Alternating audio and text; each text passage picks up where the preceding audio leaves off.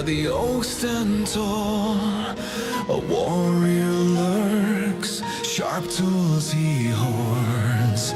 Steel in his claws, vengeance in his gaze. The EDC Squirrel prowls, chaos ablaze.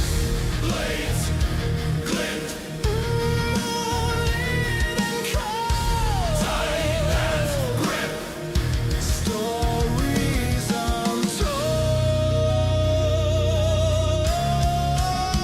Protect your nuts, the cry he screams. Pocket knives fuel his twisted dreams. Steel and fury, sharp and clean.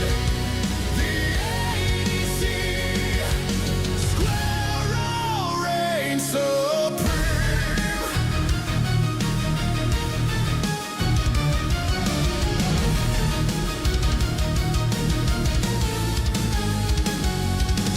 Acorns scatter, but knives he keeps.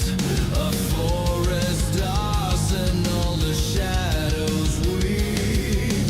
Leather sheaths tied to his chest. A rodent armed, none dare contest. Dry branches creak, the hunt begins. A squirrel's code, sharp as his protect your nuts, the cry he screams. Pocket knife fuel his twisted dreams. Steel and fury, sharp and clean. The EDC Squirrel reigns supreme.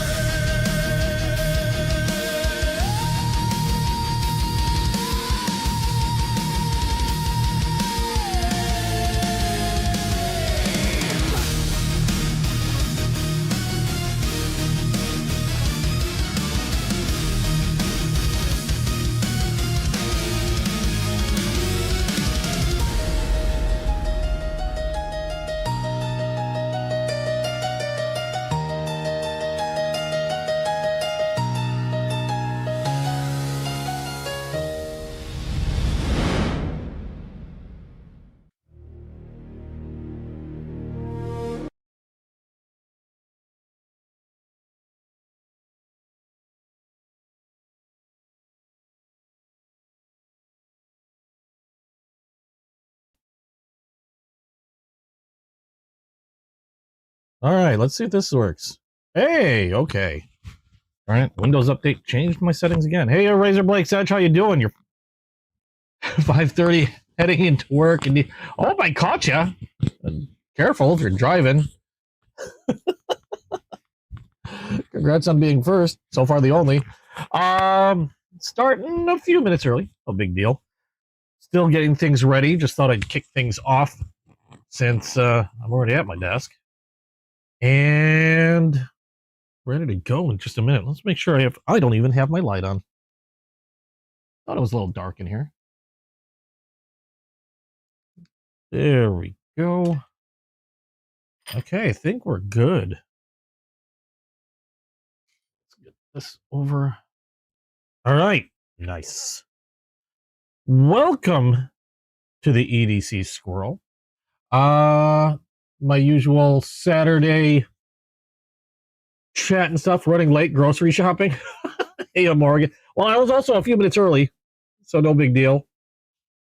Still getting things situated because I find I've been having trouble sleeping, and I finally passed out and then overslept.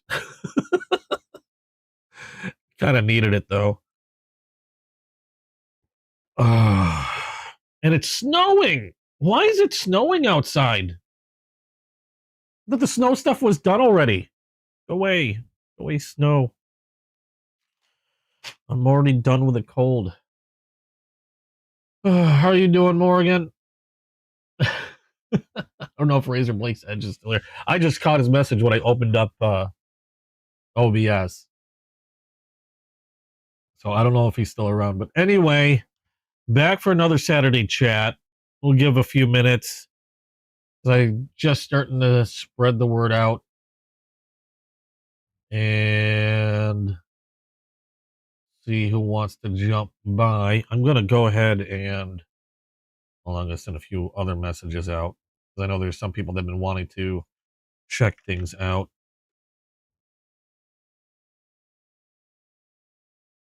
And let's see, I think we're good.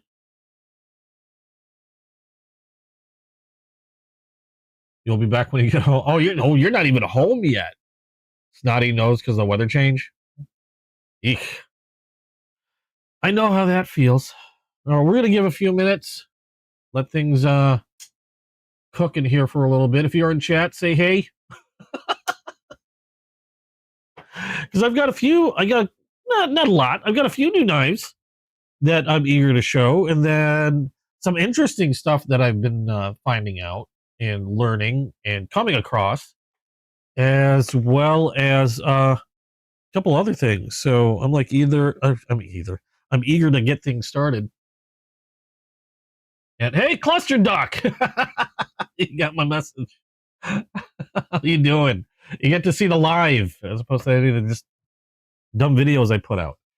All right, so let me grab a quick sip of mud water again. I'm pretty sure this is what makes up the majority of my veins. Be safe, Morgan. Hurry back. Morgan is doing some shopping. Yeah, Morgan. I still got to figure out. Because I don't have stream elements working for this channel. I've got to set something up for it. But this one was. I've been handling this one a lot more simplistically than my video game channel. I mean, the whole focus has been on the knives. But anyway, like I said, I've got a few new knives. Nothing major. This is an old knife. This is a junker that I actually use for a whole bunch of box opening and actually, basically keeping my sharpening skills sharp on. So that's nothing. But surprisingly has been lasting forever. So, like I said, a few new things. I'd like to start off with generally a couple new traditional knives that I've picked up through the week. And if you guys are familiar with some of my favorite, actually the majority of my favorite traditional knives come from case. And I've got a couple new cases. You can tell by the box, these are going to be Crossroads. These are new for 2026. So these just recently came out.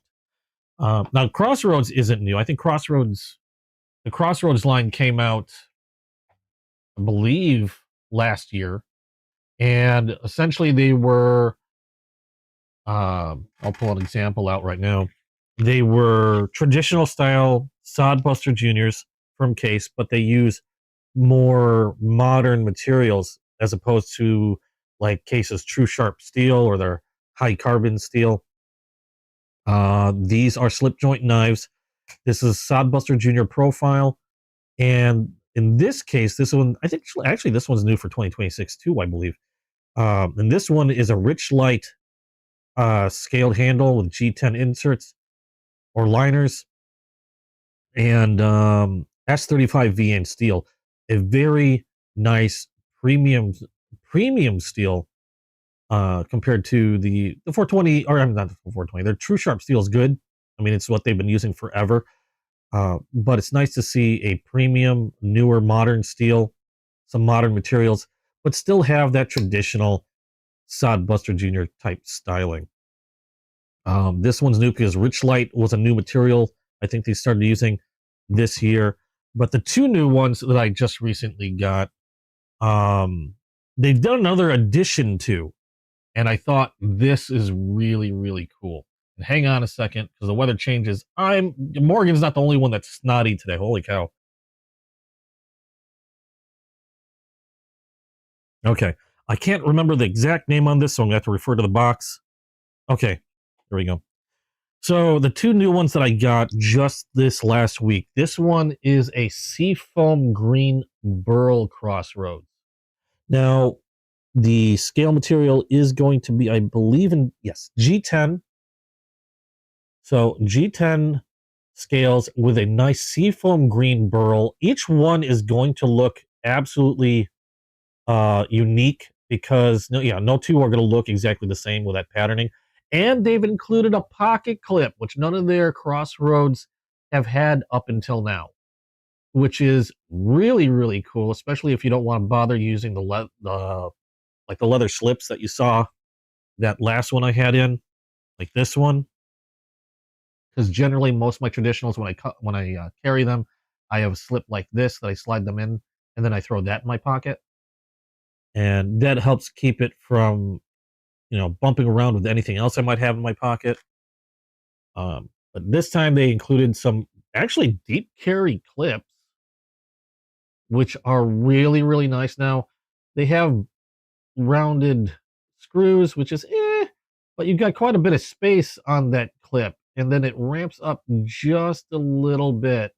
Now, my only criticism on this would be I wish they had used like flathead screws, so there's less a chance of like catching material when you have it on your pocket. And I kind of wish they flattened this out or rounded it off near the tip. Now it is pretty low, so that should reduce any chance of like snagging anything while it's clipped to your pocket.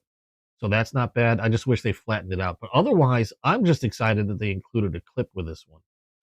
S35 VN steel, again, slip joint.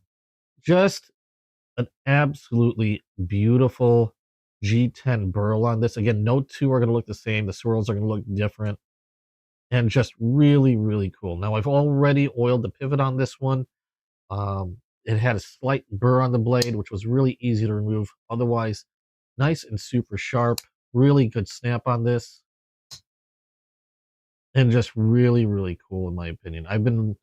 I always carry a traditional and a modern knife with me, and I like the fact that they include a clip. I can hook that in my pocket. It's a little easier to deploy. You still need two hands to deploy it since it's a slip joint, but I don't have to stick it in a leather slip, pull the slip out, pull the knife out, and then open it. I can just clip it to my pocket. Probably put it like right in front of like the modern I might be carrying. But that's really cool. And the other one is somewhat similar. It's the second one that came out with a clip, except this one's more patriotic. I really like this. Red, white, and blue burl Crossroads. And there you go with the clip. And did they have, okay, yeah, there's a hole on both of them. So you got the clip there, just like the Seafoam Green burl. And red, white, and blue burl. And you can see instead of the double X for the Crossroads, they engraved USA where the double X should be. And again, otherwise same G10 S35 VN steel slip joint. Just an awesome, very pretty looking knife. I love these Crossroads. The Crossroads have been some of my favorite from case that they've released the last couple years, just because I like the new materials. I like the premium steel. I also like the fact that on the Crossroads, they're using screws as opposed to pins for, like, let me grab a traditional Sodbuster Junior and you can see the difference. Excuse me. Sent me a pic of your everyday carry. Cool. Ooh, I got to see that. So a traditional Sodbuster Junior. Oh, nice. I'm trying to make out, that's a Kershaw, is that? Yeah, that's a Kershaw. I thought I recognized that. Here's a more traditional Sodbuster Junior. This one happens to be done in high carbon steel instead of stainless. We have a nail nick. Now the scales on this one are bone. This was a gray bone that I actually toasted with a torch to add some color and highlight to the ridges. So I toasted this myself. I thought it came out pretty darn well. But you can see the difference here.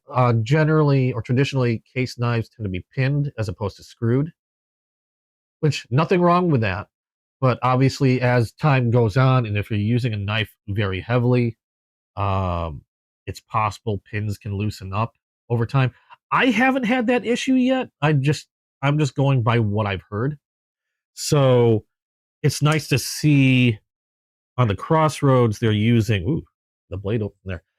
On the crossroads they're using screws, and the cool thing about that is if for any reason it starts to loosen up. Now I haven't had any problem really with blade play, but if they do loosen up, I believe these are T6s. Where's my tool? Just so I can confirm, because I can't remember. I'm pretty sure they're T6s. Let me see here.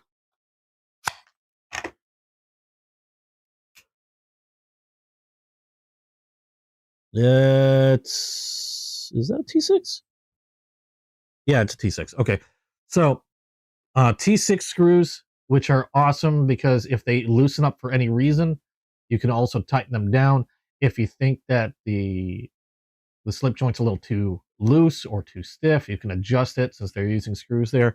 And just again, really awesome move in my opinion for the crossroads. My favorite Sodbuster Juniors to carry with me and use. I take a Sodbuster Junior, actually one that my girlfriend got me, with me all the time, and a lot of times it'll be that one or it'll be one of the other, like this one I've been carrying around lately, the Rich Light version, which I think is awesome. I have several of these now. I've got a blue denim micarta. I've got a black linen micarta. I've got a bunch of well, here's the black linen, or not black linen. I'm sorry, black burlap micarta. So I've got a number of these, and I love these crossroads. They're by far my favorite ones to take around and carry with me. I saw something. Ronald Dobbins, how you doing? Welcome to the stream. It's probably the only squirrel anybody really knows. But those are the two new ones I got from Case. Check these out. Now, these burls do run a little bit higher than your average crossroads. I've seen the other ones, like the black one I just showed. Hold on, I'm missing stuff. I keep like 20 billion knives on my desk. Like these, like the burlap micarta one or the blue denim one, which I don't know where it's at the moment. These I've seen typically go for around like say $60 roughly. So for getting a knife with S35 VN steel, that's actually a great deal. The Rich Light one I think runs around 70 to 80 because it's a newer and a different type of scale material. The burls with the clips, now I got mine from Chasing Blades on Whatnot, and these ran me about $100 a piece. So they are gonna run you a bit higher for the burls. Again, no two burls are gonna look the same. I've seen one that had a lot more blue on it, another one that had a lot more red, a lot more white, and the swirls are all gonna be a little bit different. But the burls are gonna be roughly about $100, maybe just a tad over. But they are the only ones currently that have a clip. These are non-reversible, so they're right-hand tip up carry, which is generally how I like to carry. But if you're left-handed, it's going to be a little odd. But yeah, only ones that include a clip currently, and I love them. I'm going to be carrying this. I'm going to be carrying these a lot. Have I tried the Milwaukee Pocket? I have not tried the Milwaukees. I've seen a lot of their utility knives, and I know a lot of people that swear by the Milwaukee utility knives. The only utility knife that I currently have is made by Kaiser, and it's this one. This one sees a lot of use around the house. I haven't gotten a Milwaukee one yet, though. I've been meaning to pick one up. I know they're not terribly expensive. I just get it's like video games. I get distracted with shiny objects. I'll like look at one and then I'll catch the glint of another one and then I'll get distracted again. But yeah, I've heard they're for like high production knives, they're pretty well made from what I understand. Excuse me, more mud water. Okay. So those were the two traditional knives that I got this last week. I didn't get that many knives this week. I'm not that. Oh, that fell in a garbage can. I've been having to watch my cash a lot more closely. Let's see here, but I do have two other. These are two modern knives. I got these also on Whatnot. I believe I got these from Blade City. On Whatnot, another seller that I frequent now and then. Probably one of the bigger knife sellers on Whatnot. The first one I got from them is from Katsu. Now, this is the first Katsu knife I have gotten. Generally, if I understand correctly, Japanese made. I could be wrong. I believe they're Japanese made. Hold on a second. Now I got to check because I'm sitting there saying crap and I'm not completely sure. But just use credit cards. What do you think I've been doing? Oh, they're actually made pocket. No, I haven't checked out their pocket knives. I know their utility knives are really popular. Welcome back, Razor Blake's Edge. I heard you're at work. But this is the first Katsu I've gotten. I've been kind of curious. They're kind of all over the place. Now, the one I got is on the budget side, but I have seen knives running anywhere from, say, 50 on up to like close to $400. Now, the one I have is called the Katsu Genkai, and those run on, at least on Katsu's website, those run $59.99. On Amazon, if you were to find them, I don't know because I don't see it. I know on Whatnot. Now, when I go on Whatnot and I get a deal, I go shopping for pocket knives. I usually hit their auctions, and a lot of times, if I'm quick, if I'm lucky, and I don't have too much competition, I can get a pretty good deal. So, like I said, online on Katsu's website, this is going to run you about $60. I think I paid roughly about 40, and it comes in. Actually, it comes in a couple things. It came with a nylon sheath. The knife itself came in a like little burlap bag, which was kind of neat. And I don't know why you need the nylon sheath unless you just wanted like belt carry. But this is the Katsu Genkai. Lego. It is I want to say it's like almost like a Tanto style knife, but without the Tanto blade. And you'll see in a moment. We've got G10 scales, layer G10. We've got black with purple underneath, and we have cutouts in the black. So the purple shows through those little diamond cutouts on both sides. We have a deep carry pocket clip that is not reversible. This one is going to be D2 steel, and we have a front flipper for deployment, and also have ceramic ball bearings in the pivot to make it really smooth. It is a liner lock. Real easy front flipper, which I love. And there's a liner lock. Nice and solid lockup on this one. I've already tested that out, so no movement on the blade. And pretty easy to manipulate that liner lock. And just really good lockup. Nice detent on there, so the blade's not just flying out on its own. Not too hard where it makes deploying the knife difficult. Now, like I said, it's kind of like a Tanto style where it's got some pretty nice clean lines. Nothing jutting out on either end or either side. Except the blade is not a Tanto. It's a clip, almost like a clip point, and a harpoon sort of had a baby. So you have a pretty long clip point here, straight, and then you have a slight hump on the spine, kind of like a harpoon. So Yeah, kind of, sort of like an amalgamation between a harpoon and a clip point. Nice, nice round belly on this one. You got Katsu on one side, and I'm assuming that's the maker's mark, as well as D2 telling you what type of steel this is. Flat ground, really nice. Now, we have real nice straight lines, like I mentioned before. No real sharp edges. It's not perfect. It's not like rounded, but I don't feel like anything's cutting into my hand when I'm holding it. A little bit of jimping on the back here for some grip. But otherwise, not bad. I was really surprised at how smooth this knife was. I was able to deploy the knife and without any like wiggle, nothing. It's solid, just really, really solid lockup. I do have a complaint on this one though. Now my complaint has to do with the pocket clip. The pocket clip itself is deep carry, but it's kind of massive. Oh, have a good one, Cluster.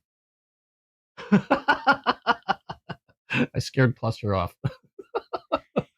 Have a good one, Cluster. Katsu knives are kind of, yeah, they're all over the map on the price. It all depends on what you're looking for in terms of steel, in terms of handle material, things like that.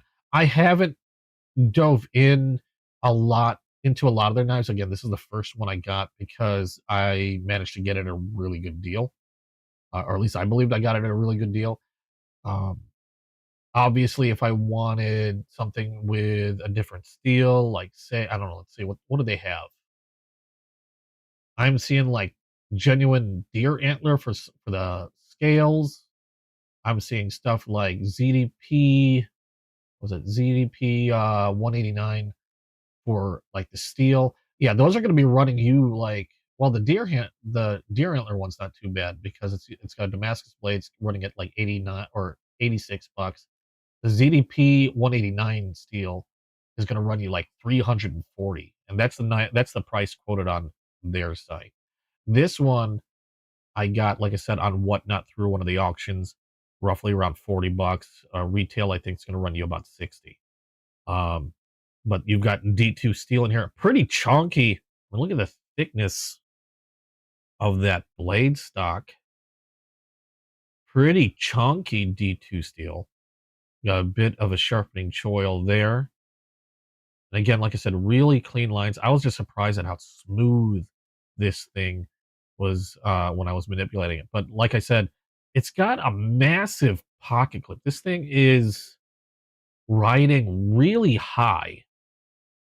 Now, the reason why it's kind of a complaint, normally I would like a pocket clip like this, relatively flat, little bump, it flattens out at the tip.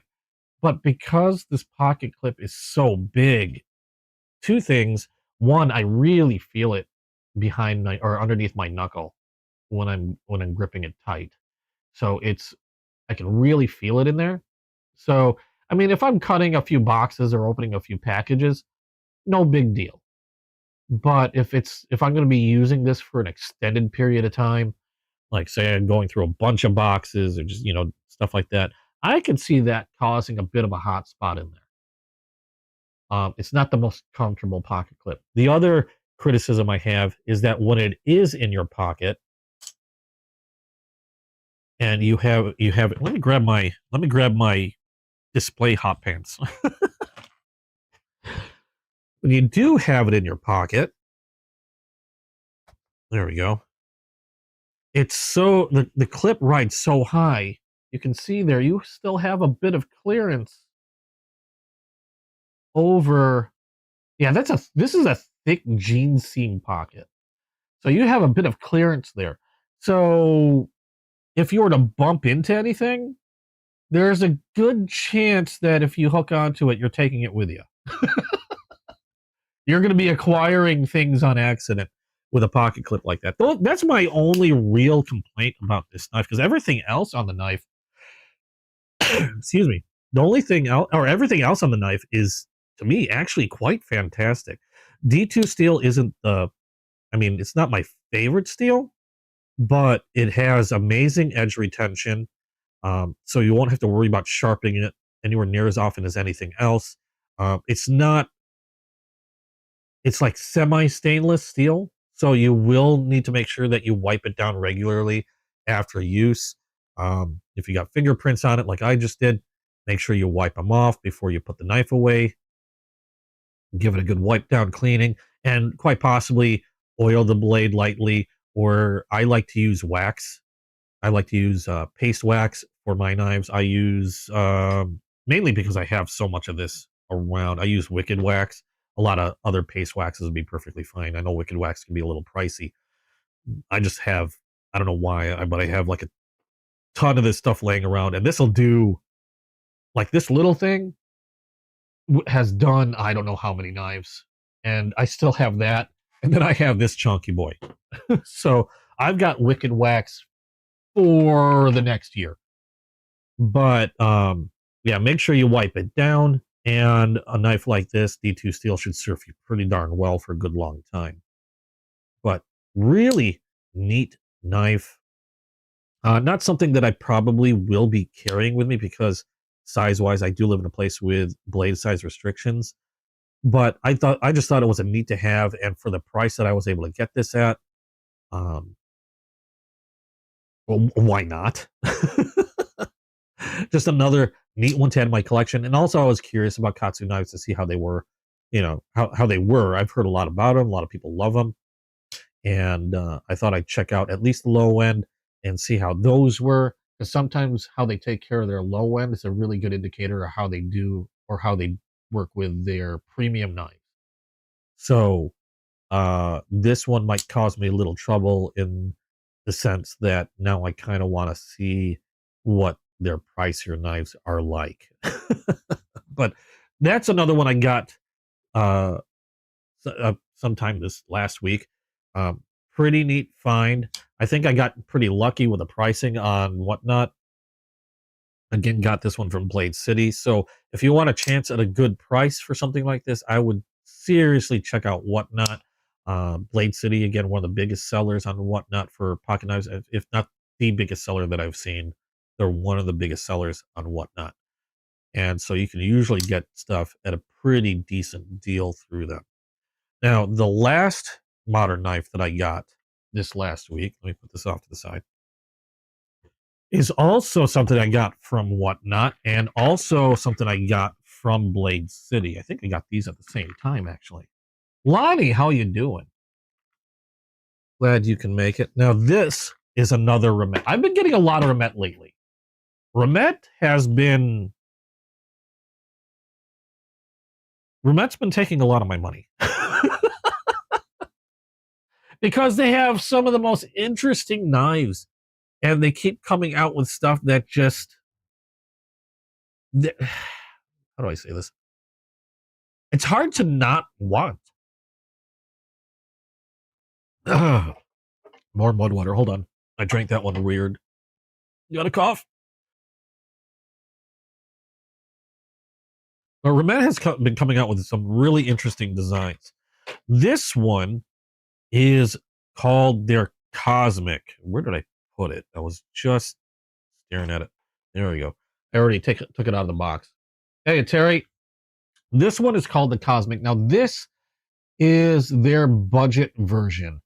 I understand that they're supposed to have a premium version. I don't think the premium version is out yet.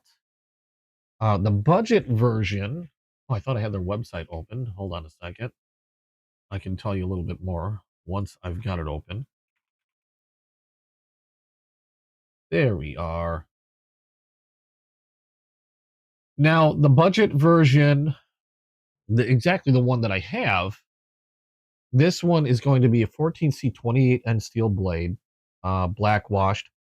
I've heard it's a titanium coating. I could be wrong, but I'm gonna take another look at it. G10 handles with a carbon fiber, I'm guessing overlay on that, but looks really cool. Blade length on this one is gonna be just a hair under 3 inches, if I recall correctly, and weighs about just under 4 ounces, 3.78 ounces. Now, the cool thing about the Cosmic is I love the look. They have this now. It's a dual like thickness blade, and I don't know why they did that. I don't know if it's just for looks or if it serves any purpose. Usually, when I see a blade like this, a lot of times they have two different types of um, grinds. Excuse me. They have two different types of grinds, but both of these areas are flat ground. Like I have another knife that's similar to this, where it has like a flat ground section and then a hollow ground section. Both of these are flat ground. The belly is a hair thicker than the forward section of the blade. Drop point profile, you have thumb studs for deployment. You also have a rear flipper for deployment. That's pretty darn smooth. Let me get that in focus. Really easy to use. Same with the dual thumb studs. Nice detent on this. Now, you notice there's a button here as well. This is a button actuated liner lock. Now, what that means is it's a liner top locking mechanism that they have a button that allows you to manipulate instead of having to pass your thumb across the well of the knife. But what Remet likes to do, even though they've included a button, you can still access the liner lock with your thumb. So if you're just out of habit, been using liner locks all the time, you can actually still unlock the blade with your thumb, and you still have a choice of using the button for closing the knife or for deployment as well. So I always love that Remet does that. You have multiple ways of actually closing the knife as opposed to just one way. Now, I like it because I have so many liner lock type knives and frame lock type knives where you're always having to unlock the knife by using your thumb. So a lot of times when I'm carrying a knife, out of habit, I'll go to close the knife and I'll pass my thumb over here looking for that lock. But that's just really neat that they include both ways and they don't take away that ability to use that once they give you the button. Remet Camel's bigger brother. I've been looking at the Remet Camel. I have not picked up one yet, but I've been looking at them. There's a good chance I might. Will you focus? There's a good chance I might have one eventually. Remet has come out with quite a few designs that I've been just dying to get my hands on. Obviously, if once the Cosmic comes out in a premium, I'm going to be keeping a close eye on that. I know the premiums are going to run quite a bit higher. This is one of their budget lines. On Remet's site, they state retail of 53. If I remember correctly, on Blade City, on Whatnot, again, one of the main reasons I go to Whatnot to do my knife shopping. Now, everywhere else that I've looked, retail they run about the same as what they quote on Remet, give or take a little bit. I believe I got mine on Whatnot for between $35 to $40. So I got a pretty nice discount on this one. And it's a nice knife, great detent, even left-handed, able to use. Now you don't have a finger choil on this one. You have more of a finger guard because of that rear flipper. However, I have enough of a shelf that I can choke up on the blade a little bit for a little bit more control over that edge. But just a really cool knife. And if you want to save a little bit, I highly suggest checking out Whatnot. Again, I got mine from Blade City. If you do get one from Blade City, and you do check them out on Whatnot, let them know I sent you. Maybe I can get a deal. Another deal. The Remet Camel is, like I said, probably going to be on my list. I'm pretty sure it is on my list. Remet's come out with a lot. Yeah, Remet's been my new obsession. Case has been an obsession for a while. Case is probably in the shortest amount of time, which is crazy. Case is probably is now the majority of my collection. Case is hard not to collect because they have so many varieties of scale materials. They have, I mean, you've got your crossroads, like I said. You have your traditional Sodbuster Juniors made from bone. You've got one of my favorite things to collect. No, I burned this one myself. This is a trapper. Different styles, different colors. I burned this one on my own. Typically, it's not burnt like this one. Um, so many different profiles. A lot of people have their favorite ones to collect. I like trappers. I like muskrats. I like sow bellies, sodbusters. I have too many favorites from Case. um, but they come in so many different styles, and the big thing on the scale materials, like this one is called 6.5 Bone Stag. The 6.5 Bone Stag, there was a I forgot what it was, but for a while their Case was unable to get antler to use on their knives. So to get around that, they used cow bone that they then made to look like they would jig it, burn it, and make it look like antler. And that's where you get the 6.5 Bone Stag. Widely popular, and I think they look fantastic. This one's a trapper with a worn cliff for the secondary blade, so it's a slight deviation than your standard spay blade. But there's so many neat things about case knives that they're hard not to collect, and they've very quickly become probably the one manufacturer that I own the most of. Secondary would probably be Civivi, maybe Kaiser on a close tie, but quickly catching up to all those is Remet. I've been picking up so many Remets lately because I've been loving their designs. And the Cosmic is no exception. It's just a really cool looking knife. I can't wait to see what they do with the premium version. I'm sure it's going to be some type of titanium. My guess would be M390 steel, premium steel on that one. Now, as far as cost, I'm gonna guess now I haven't seen one. I'm gonna look again. Do they have any premium listed? Because I've only seen the budget. I could have sworn I've seen they have pictures of a premium. I can see lightning titanium. I see a purple anodized titanium, a gray, and a more silver. I don't see them out or any pricing on them. Make me sad, Renette. I'm gonna guess they're probably gonna run roughly around 2 to 250. This is my guess.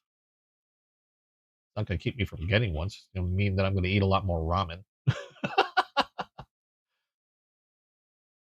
uh Back to modding an ARC streamer. Okay, well, thanks for coming by, Coder. You have a credit card strictly for knives, and you paid it off this morning. Oh, you're on the hunt again. I see. Uh-oh. Excuse me. What type of knife? Hey, I'm Mike Drop. How you doing? What type of knives are you into, Razor? Are you into traditional? See, I collect a little bit of everything. My personal favorites are folding knives. Obviously, I do still have quite a few fixed blades. Modern knives are generally what I gravitate towards. However, like I said, I've developed a real hunger and liking for traditional knives, especially sow bellies and muskrats for whatever reason. I've been collecting a lot of those lately because they've been really cool. This is a muskrat from Case. Muskrats are kind of unique from Case because they're the only one without a number. They're the only knife from Case that when you go looking for their number, instead of a number, it just says muskrat, and that's every muskrat from Case. Typically, there would be like a what do they call that? Pattern number, and they're made up of two identical clip points on either side. They're the favorite of Mike. They're the favorite knife of Mike from Chasing Blades, because once one, like if you're using your knife a lot, once one starts to dull, it's just a simple matter of moving to the other blade, and you don't have to worry about changing anything because it's the exact same blade as the first. You just go on with whatever you're doing, skinning, prepping, whatever. Uh, you have the same exact blade ready to go on the other side. But muskrats, I've really been liking. Sow bellies are another one that I've been really enjoying collecting because they just feel really good. Oh, there's my other Soundbuster Junior, my squirrel knife from Case. Where the hell did I put that sow belly? I have like 20 knives. It keeps growing. I have like 20 knives sitting around my mouse pad, which is why I joke when I'm playing video games, because I have my when I'm playing video games, my mouse is like basically on a mouse pad the size of a 4x6 index card. It's actually a huge mouse pad, but everything is, you know, there's so many knives covering it. I don't have much space on it. This is a sow belly. If you're familiar with Stockmans, it's very similar to a Stockman where you have 3 blades in this one, except they call it a sow belly because it's got a thicker handle and it's got this bump like a sow's belly. But the one interesting thing about this pattern is because of that bump and that curvature, it just feels really good in the hand. It just feels good.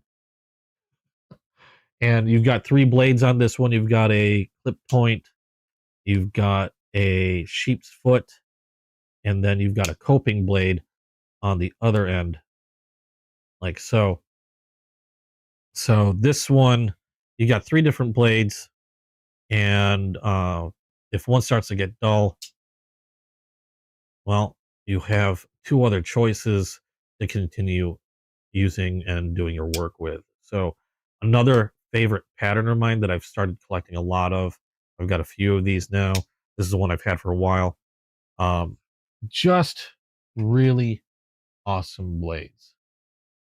Mostly modern folders. You literally only own like 2 fixed blades. I have a lot of fixed blades. I I don't go out of my way to collect them, but somehow I've acquired a few. Anyway, I completely went off the rocker.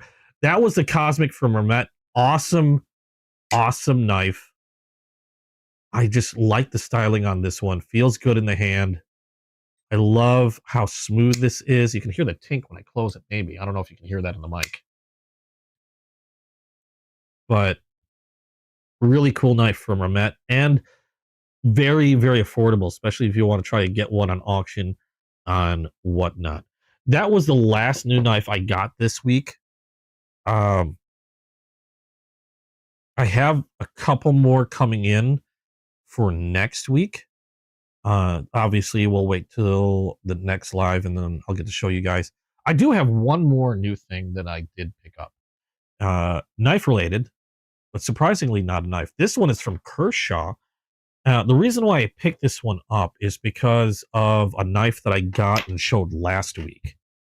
Last week, I showed you guys a limited run exclusive from SMKW Knives, and it was from Kershaw, and it was called their peanut butter and jelly. This is the Kershaw Blur, and peanut butter and jelly version. This color is exclusive to SMKW.com. Magna cut steel. If you're familiar with the Blur, awesome knife, assisted knife. It's a recurve profile, and I'm normally not a fan of recurves because it's not a straighter edge. They can be a little bit weird to, or at least for me, a little bit weird to have to deal with sharpening or honing. So I actually picked up this from Kershaw, as you can see here, and this is a 600 grit oval diamond rod. Oh my god, that's squeak. Screw that in there. So you got a 600 grit diamond stone essentially, and curved, like you can see there, which makes it much easier to deal with when you're honing or sharpening things like recurves. I could probably do a few of the larger, like I forgot the one with teeth that I don't normally like to get. I forgot the term. Oh my god, I can't remember the term because I generally don't get them. But you do have nice rounded oval shape, makes getting those curves a lot easier.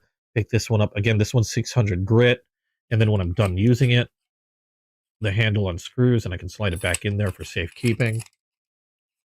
But pretty neat. I like it. You thought it was a flashlight at first? Yeah. I just thought it was a really neat thing. It wasn't expensive. I forgot how much this thing was. Pretty cheap, if I remember correctly. I got mine on Amazon. So, hold on. What was the price on that? I don't have Amazon open. I should have Amazon open. Where'd it go? Where'd it go? Oh, if Coder was still here, I picked up that strap for my headset. I just immediately bought it, and I'll have it tomorrow. If you haven't guessed, I squirrel around a lot. Be happy with that. This was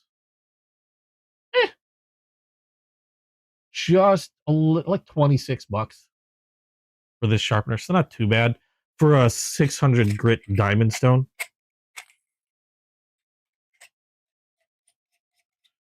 Obviously, it's fine enough to hone, to hone your blade, resharpen your blade. Not really great if you're trying to remove a lot of material because it's 600 grit, but you can, I mean, if you're planning on spending a lot of time doing so, you can remove a bit of material with it. It just might take you a long time to do so, but pretty handy, especially for something with a recurve, or if you've got like a hawk bill. That's one of the reasons why I actually sold a lot of my hawk bills, because they are such a pain in the butt to sharpen, at least for me. If you've got a hawk bill, this will make it a lot easier. And just a neat thing, knife related, not exactly knife. So that's all the new stuff I got this last week. And so you like mostly modern folders, razor, only own 2 fixed blades. Oh, I had a question on the tip of my tongue. I can't remember what it was. I can't remember. I was just going to ask if you had any favorite, like, manufacturers or anything like that. My favorites, like I said, I've got Case. It's hard to say a favorite because I generally don't go out of my comfort zone when it comes to knives. I will experiment every once in a while, like with the Katsu, or if I find a knife that's not terribly expensive, but I hear a lot of good things about, and I get curious about if I can afford it, I might go ahead and grab one. Like there was one from this one that I'm still trying to figure out because it's got some red flags that I still want to learn more about, from HX Outdoors. That was really inexpensive. If it was more expensive, I don't know. I might have waited a little longer to get it and gone through more reviews or more testimonials. But it was like super cheap, and I think that's one of the red flags, is it's a lot cheaper than my brain thinks it should be, considering the materials they talk about. Um, but yes, Case is the biggest one. Civivi that I own in terms of numbers. Case, Civivi, Kaiser, Ramet, Concept, Kershaw. I might be forgetting a few others. I've got a few QSP, a few Vosteeds that I really like. I've got a few. I'm already hitting around close to 400 knives, which is kind of mind blowing to me. It's mind blowing even to me. And majority of them, I will readily say that I like them all a lot. Fixed blades, like I said, I don't go out of my way to to hunt them down, but I do end up acquiring them quite often. A lot of times I have like quite a few Damascus steel fixed blades.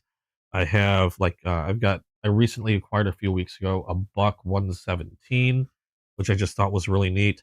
I have this one from Texan Blades, which is like one of four made. This one was from Chasing Blades and was a stainless steel, the mahogany handles, stainless steel Damascus blade, which I thought was pretty neat. Um, and Yeah, that rounds off quite a lot. Spider Co. That's another one I've been acquiring way too many of because they're pricey. They're expensive. I finally took the dip and decided to get. I got two Spider Co. to see what they were all about because I thought they were kind of. I didn't really care too much of them. They looked kind of weird to me, but people have been telling me how awesome they are. They're great knives. Blah blah blah. That I picked two of them up, and now all of a sudden I have one, two, three, four, five, six, seven. All of a sudden, I have seven Spider Co. Sirens, how you doing? So yeah, if I find a really good knife, I have a habit of falling down that manufacturer hole and wanting to see more of what they got, and if it meshes with things I like to see, then I have a bad habit of acquiring a lot more than I really need. I have a hoarding problem. How you doing, Sirens? You're addicted to the compression lock on the Spider Co. You know what? I always thought the Spyderco hole looked really weird, but yeah, they're freaking awesome. To when it comes to manipulating a knife blade, I freaking love them. That spider hole, like I said, always looked weird to me, but they're of course my finger slips, but they're just easy to use, and if you can get past the looks on some of their knives, I wouldn't have seven of them. I wouldn't have bought seven of them if I didn't like them. That's for sure. And Spyderco knives, in terms of, like I said, when I carry, like every day, when I'm out and about, I generally will have a modern knife. I'll have a modern knife, and then I'll have a traditional knife. The modern knife I usually keep for more of emergency use, or in a if I'm stuck only able to use one hand, like I'm holding something with one hand and I only have one free hand to manipulate a knife, then I'll go to my modern. Or if it's an emergency, I'll go to my modern because they're quick to deploy, only need one hand to use, and it'll always be sharp and ready to go. Uh, but I also carry a traditional style knife, whether it's something like the Crossroads or something like a more traditional. This one's a synthetic yellow with true sharp stainless steel from Case, or one of those other sow bellies, muskrats, whatever. I'll carry one of those alongside my modern. The traditionals that I carry tend to do most of the work,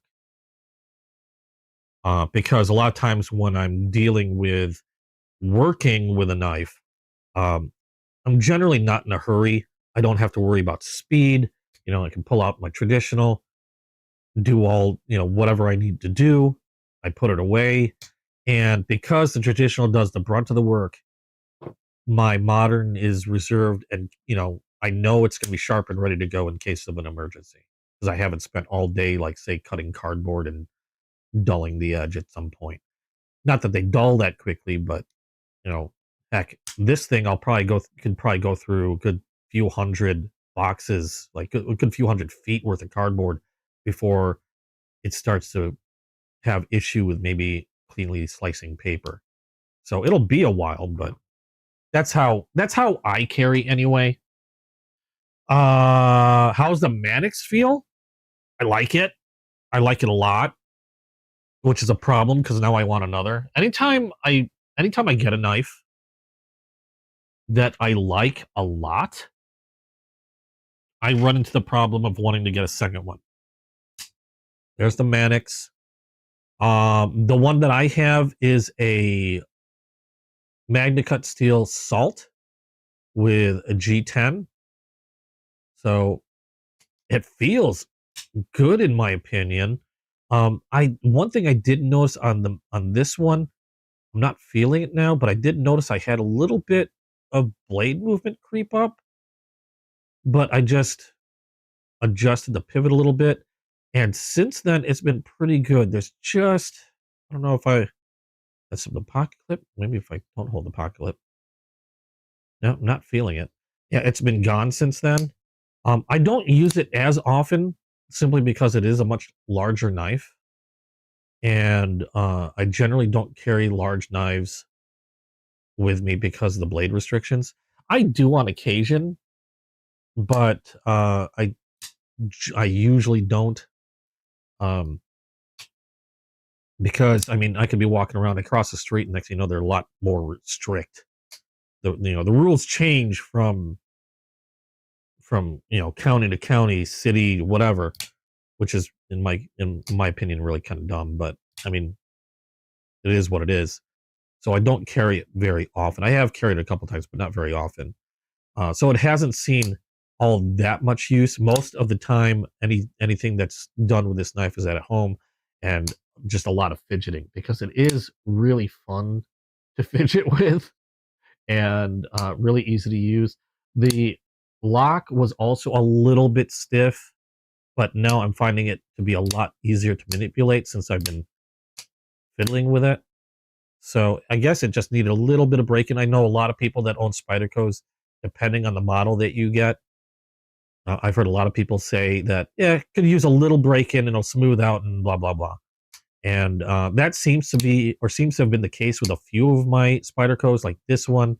The Para 3 was another one that felt like it needed a little break-in. I didn't do any adjustment on the Para 3. I just basically kept playing with it. And now it's like drop shutty, still super smooth, not as stiff as it felt before, no movement on the blade. This was just from me using it essentially and then fiddling with it quite a bit. So freaking love those Spydercos a little too much. I need to stop. You've been having an issue with your Para 3 lightweight where it'll snag on the corner of your pocket and deploy when you pull it out. I haven't heard of that myself. I've carried mine quite a bit, but I've never had mine snag. For me, I mean, it's pretty smooth here. So I've never had mine snag anytime I've pulled mine out. I think the hardest one for me is actually one of my favorite ones to carry, but it is kind of a pain in the butt, is the Sage 5. And the reason why this one's kind of a pain in the butt is because the G10 on this particular one, this is a Spy 27 one. The G10 is so grippy, and the pocket clip it's pretty stiff. But the G10 is so grippy, I'll go to pull this out, and it's like, get out of my pocket, because it wants to hang on. It doesn't want to let go of my pocket. I mean, I love this knife, but that's probably one of my biggest gripes is like, oh my God, it's super grippy when it comes to trying to get it out of my pocket. But I've never had mine. Oh, you think it catches on the tip up? Really? You, the detent on, because mine sits pretty well in there. Now I have a deep carry pocket clip on mine. I did swap the pocket clip because I didn't like the pocket clip it came with. Uh, that's kind of surprising. I've got a lot of leeway there. I mean, if your tip's out, yeah, I'd be more worried about me cutting myself, but mine's got a pretty good detent. I'd have to see. But that's interesting to note. I've had knives that are supposed to deploy on purpose. They call that the wave system. I think they call it an Emerson wave, where it has like a little hook, and they're supposed to deploy when you pull it out. I had a karambit that was like that. I don't know where I put it. That's one of those knives that have been long. I had that like a long while ago, and it may have disappeared during a move somehow. But anyway, yeah, that's interesting to note. If that detent has loosened up, I wonder if that's something that, yeah, ask. Yeah, if you're gonna send it in for sharpening, definitely ask about it.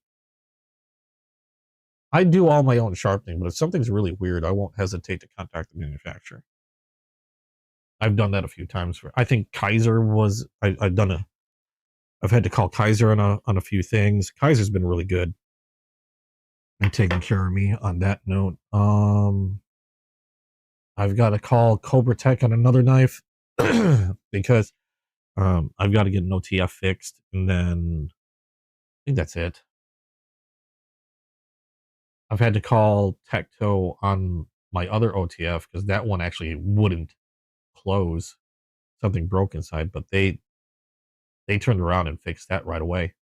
So that was great. So far, my interactions with most manufacturers that I've had to deal with have been pretty good, which is nice. It's reassuring, because with as many knives as they put out, and not all of them can be perfect, unfortunately. And sometimes I'm the one that just gets the one that's broken. But as long as it's not like a limited run of 50 and like half of them are like crap, then it's going to happen sooner or later. All right, so that was it for all the new knives. I'm going to put these out here so you can see what I was talking about earlier with the cuts. We had the case knives, the case burls with a pocket clip. Freaking fantastic knives, in my opinion. Showed you the Katsu, Genkai, and then the Remet Cosmic. Those were the 4 new knives that I picked up just this last week. If you have the money for it, highly suggest the Crossroads. These, especially the Seafoam green one, have been getting harder and harder to get. I've seen more of these around, although these tend to go pretty quick anytime I see these out on auction. I think the only reason why I see more of these is because there's been a lot of more requests for these. So I think people stock up more on these. These just fly off as soon as anybody gets them on their show. It's just, they're super, super popular. I think they're absolutely beautiful. I love the fact that they put USA where the Crossroads, the 2 X's were on the other ones. You can see what they normally have are 2 X's there, but they put USA for the patriotic colors. Katsu and Remet, great budget knives. Highly suggest checking them out. And Remet needs to stop it because they're getting all my money. And I eat a lot of ramen. I'm starting to run out of money for ramen. Oh, and then the Kershaw, little Kershaw knife sharpener. Just a pretty neat thing. I thought it was pretty cool. Reason why, and before anybody asks, I got this one because it is a diamond stone. Because a lot of the recurves, hawkbills, depending on the steel, you can do them with a ceramic rod, and I have one here, which is great for curved knives. But when you've got a harder steel, or you need more cutting power on that steel, you definitely want to go the way of diamond stone, because no steel is really harder than diamond, and that'll do the job when ceramic just won't cut it, or the steel's too hard for ceramic. So that's the reason for that. Sorry to work, had to take care of a customer. Hey, no worries, man. I'm just glad you're stopping by and hope you're being entertained. I do this for fun as well. I enjoy collecting knives. I'm not here to I'm going to cash in and make a ton of money. No, I collect knives. I'm poor, mainly because of this. but I enjoy the hobby. And I've said before that ever since I've been collecting for years, but ever since I started this channel, I have learned more in the time that I started this channel than I have in the years that I've collected. Mainly, because of meeting people, talking to people about knives, just chatting about this stuff. I've learned more in the short time this channel's been started than I have in all the years of picking up sharp objects. And it's been a hoot. And I just love talking about it. I put a little video because I thought it was the little short video was funny. It's in my Discord, and it's about like how we probably sound to people that don't collect knives. If you're not a part of the I didn't put it. You know what? I put it on the video game Discord. I'll have to put it. No, I did put it in the knife Discord. I did put it in the knife Discord. It's a little short. If you're a part of the knife Discord, there's a link in the description below. I put a little video. This guy named Matt Lyons, like every person who collects knives, and he acts like somebody that's really deep into knives, kind of like how I might be, and how they must sound to somebody else that generally wouldn't give a crap. And a good laugh at that one. It was pretty darn accurate. I don't know if you saw that one, Morrigan, and I just noticed you changed your name again. But I thought that was hilarious. You're going back to drugs as a cheaper hobby. I like to stay somewhat coherent. I'm squirrely enough as it is. I don't need I don't need something like that to mess it up anymore.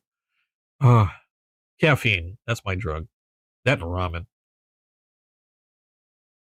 Okay, so we've talked about, I did a little show and tell, a lot about my new knives. If you got some new knives, let me know. I'd love to check them out. If you're not part of the Discord, go check out the Discord and share some pictures. I love to see what you guys have. I love to see what you guys like. Yet, a lot of times that's how I learn about a new knife as well, is I'll be checking out photos that you guys put down, or I'll see a video and I'll be like, ooh, there goes more of my money. So yeah, go join the Discord. Help me lose wallet weight. Not really need to do that, but yeah, show me what you got. Yeah, I'm a caffeine junkie, and my blood is essentially, you call it mud water at this point. It's essentially coffee.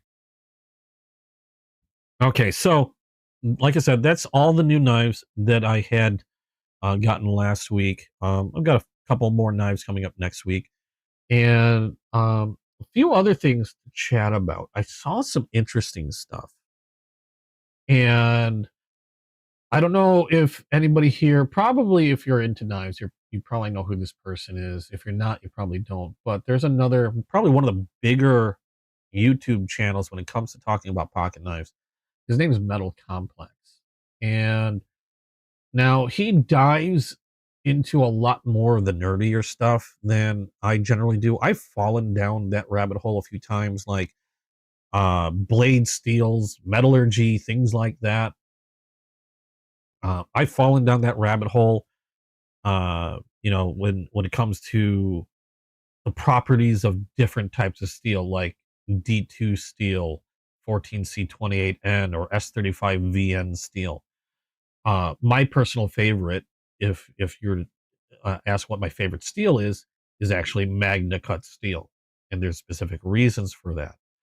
But yeah, I've fallen down that rabbit hole. But if you're into stuff like that, he actually had a video come out, I believe today. And I put a link down below in the description to his video, because he probably will explain it a lot better than I can. And another link regarding what he's talking about. And what he's talking about is, excuse me, is a website called steelhardnesslab.com.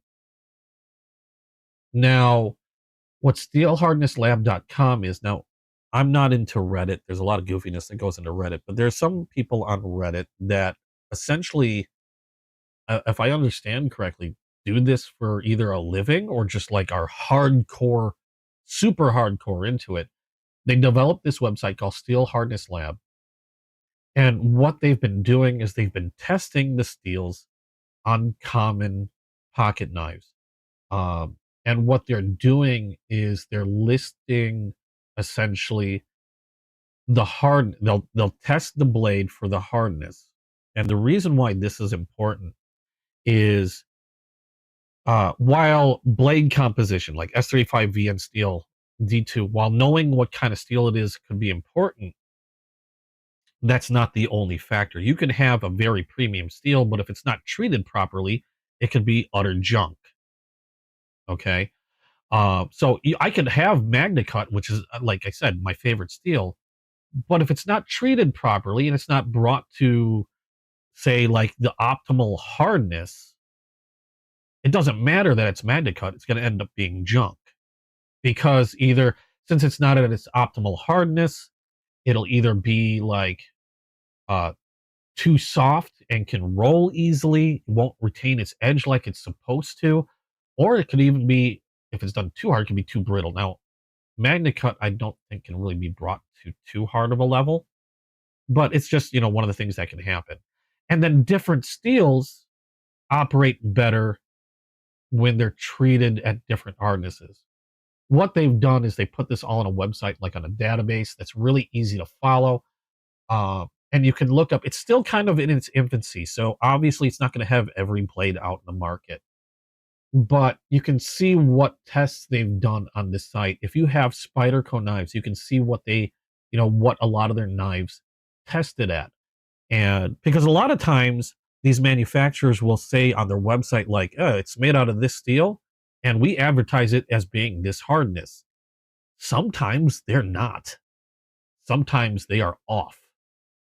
And also, a neat thing about this site is if you look up certain knives, and they have it in the database. Again, like I said, this website's still kind of in its infancy. It doesn't have every knife. Sometimes it'll explain why a knife acts the way it does. I'm going to give you an example. You saw this probably sitting on my desk. I've been doing a lot of using and testing this myself as a casual user's point of view. I don't have hard numbers for this. I don't have special measuring tools. This is called a Gonzo. And the Gonzo, this particular Gonzo, is a clone. And I've mentioned this before. We've talked about this a few times. This Gonzo is a clone of a Spyderco, the Delica 4. Now, the Delica 4, this is a Spy 27 steel, but still will run you just, if I remember correctly, just under $100 for this knife, for the Spyderco knife. Spy 27 steel, FRN handles. The Gonzo clone will run you, how much did I pay for this? I believe it was like under $20. I think. Super cheap in comparison. Now it is a clone. It's not a counterfeit. It's a clone because they don't make any claim to be anything different. They stamp it. They have their own, logo. It's obviously not Spy 27 steel. They show it's 440C stainless steel made by Gonzo. So yeah, it's a clone, but not a counterfeit. So it's using much cheaper materials in their manufacturing. The manufacturing is a little on the looser side, meaning like, I could still see spots where they cut this off of like a sprue, the FRN scales. They cut this off and didn't smooth it out.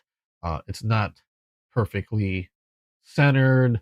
There's rough edges to it. Doesn't have the quality that a Spyderco does. In fact, even this hole, when I first got it, the ridges of this hole were so sharp, I didn't want to reverse flick it because every time I tried, I would literally dig out a divot of my nail.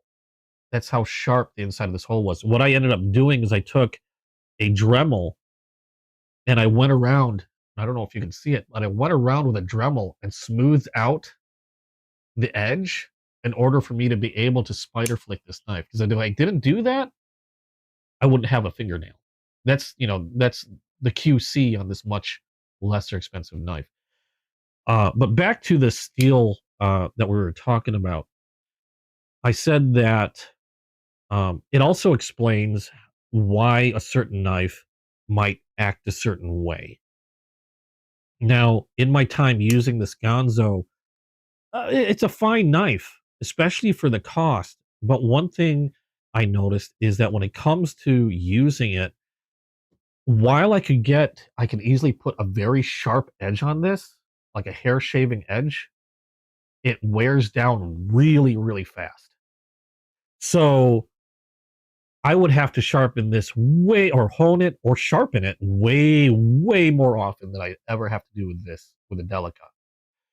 This holds its edge much nicer than the 440C, and um, like I'll do like, I don't know, I can't remember maybe how many feet, but it doesn't take long before I start to notice a difference, and then I'll have to take this to either a strop, or with extended use, might have to get this on a fine sharpening stone to get that edge back to where it was. And when I found that website, thankfully somebody tested the steel on the Gonzo knife. And what I saw, let me see if I can find it again. What I saw was when they tested it. Now they only tested one sample. Like I said, the website's in its infancy, but at least I could take that example that they did, and I have a better idea of where they might be sitting. Now this model is F759, which they did test 440C steel, and it's at 56.2 hardness was the sample that they tested, which is very, very soft for this type of steel. I think optimally you want to be at least like 58, if not 59 or 60 for this type of steel for 440C. But that explains why it's not retaining its edge. And I'm having to sharpen it very often, is because it's there when they treated the steel, quenched it, whatever, they're not they're not getting it to the optimal hardness for that steel. Now, even at optimal hardness, I'd probably still have to sharpen this or hone it more often than the Spike 27, but it shouldn't be as often as this is going right now if the steel were at its optimal. So that's just another way of using the website, is getting an idea of why a knife might be acting the way it does. You could have a knife with really good, essentially premium steel, but if it's not treated right, you could, a lot of those supposed properties might not be, working at, where they should be. And that's to me, that explains the Gonzo very well, why it's just, I'm using this almost constantly on a stone or ceramic to keep it sharp. But that's another way to use that website. I thought it was really cool because nothing like this, from what I understand, has ever been done before. Usually what happens is you go to a manufacturer's site, like say you buy a knife from Ramet, you go to their site and you see the descriptions, all the specifications. A lot of times they'll say, like, it has a hardness of between 61 and 63 or something like that. I'm just pulling numbers out of there. They advertise the hardness of the steel to give you an idea of how good the steel is supposed to be treated.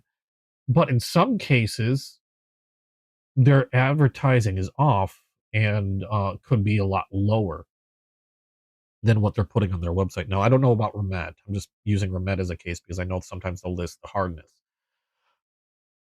But I know there's a lot of manufacturers out there that list hardness levels, and sometimes they're just not where they're supposed to be, not even as advertised. And I like that somebody's putting this database together so that way we can weed those things out.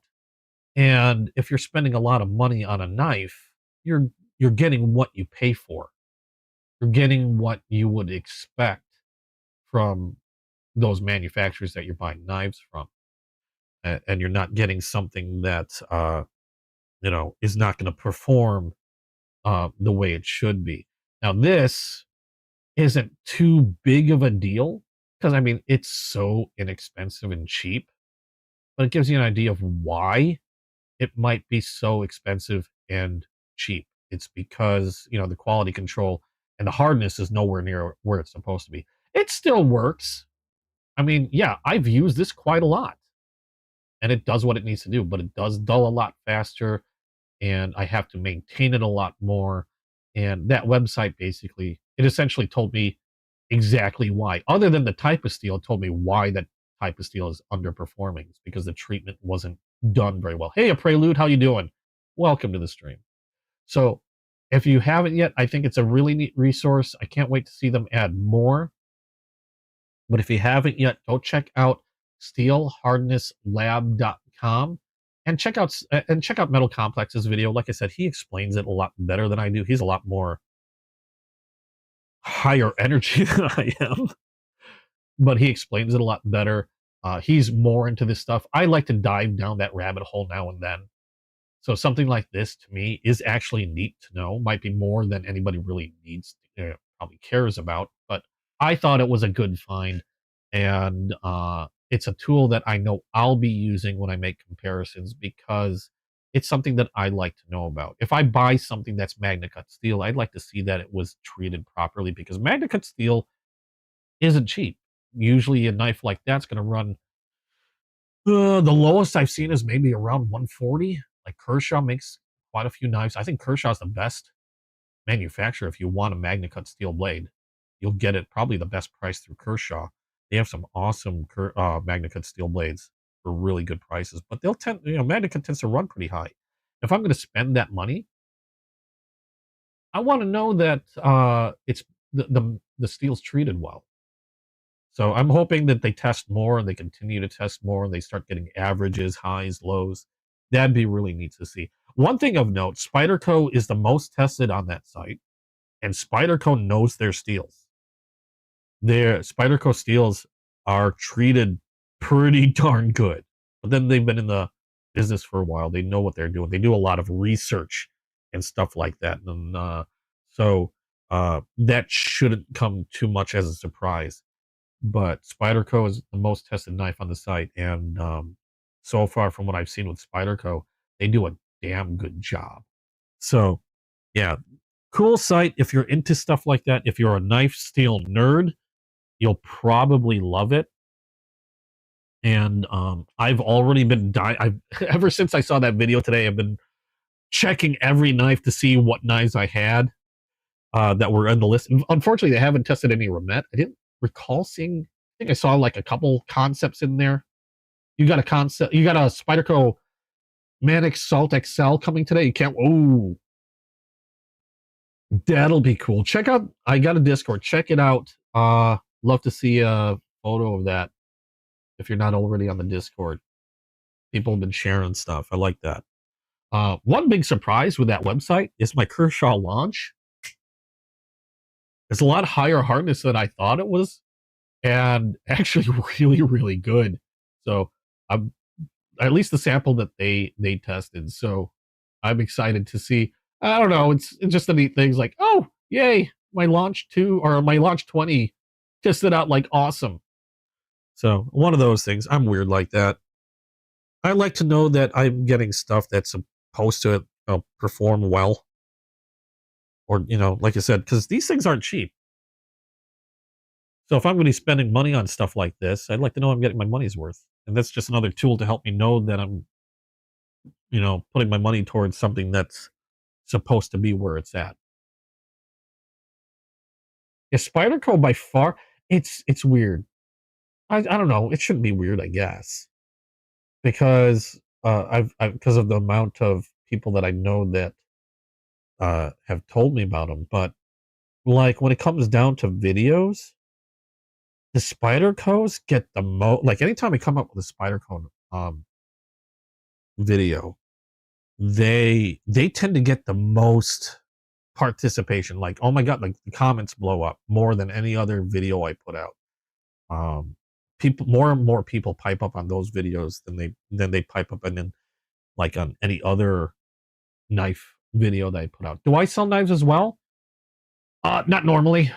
I have sold knives in the past through Whatnot, and just knives out of my collection. Like, I'm not a retailer, I'm a collector. I enjoy collecting knives. But I did sell a few knives out of my collection on Whatnot. Part of the reason was because I was scammed a long time ago, and I was worried that I would have lost a lot of money. I got lucky; my bank took care of me, and everything was good. But because I was scammed, I was worried that what happens if the bank doesn't cover me or something stupid happens. So I did sell a lot of knives out of my collection in order to make a little bit of extra money to cover that if that happened. So thankfully it didn't. I just ended up making a little extra money. And also, I've sold knives to make a little bit more room in my collection because I have nearly 400 knives. And while they're the smallest thing I collect, they still take up a lot of room.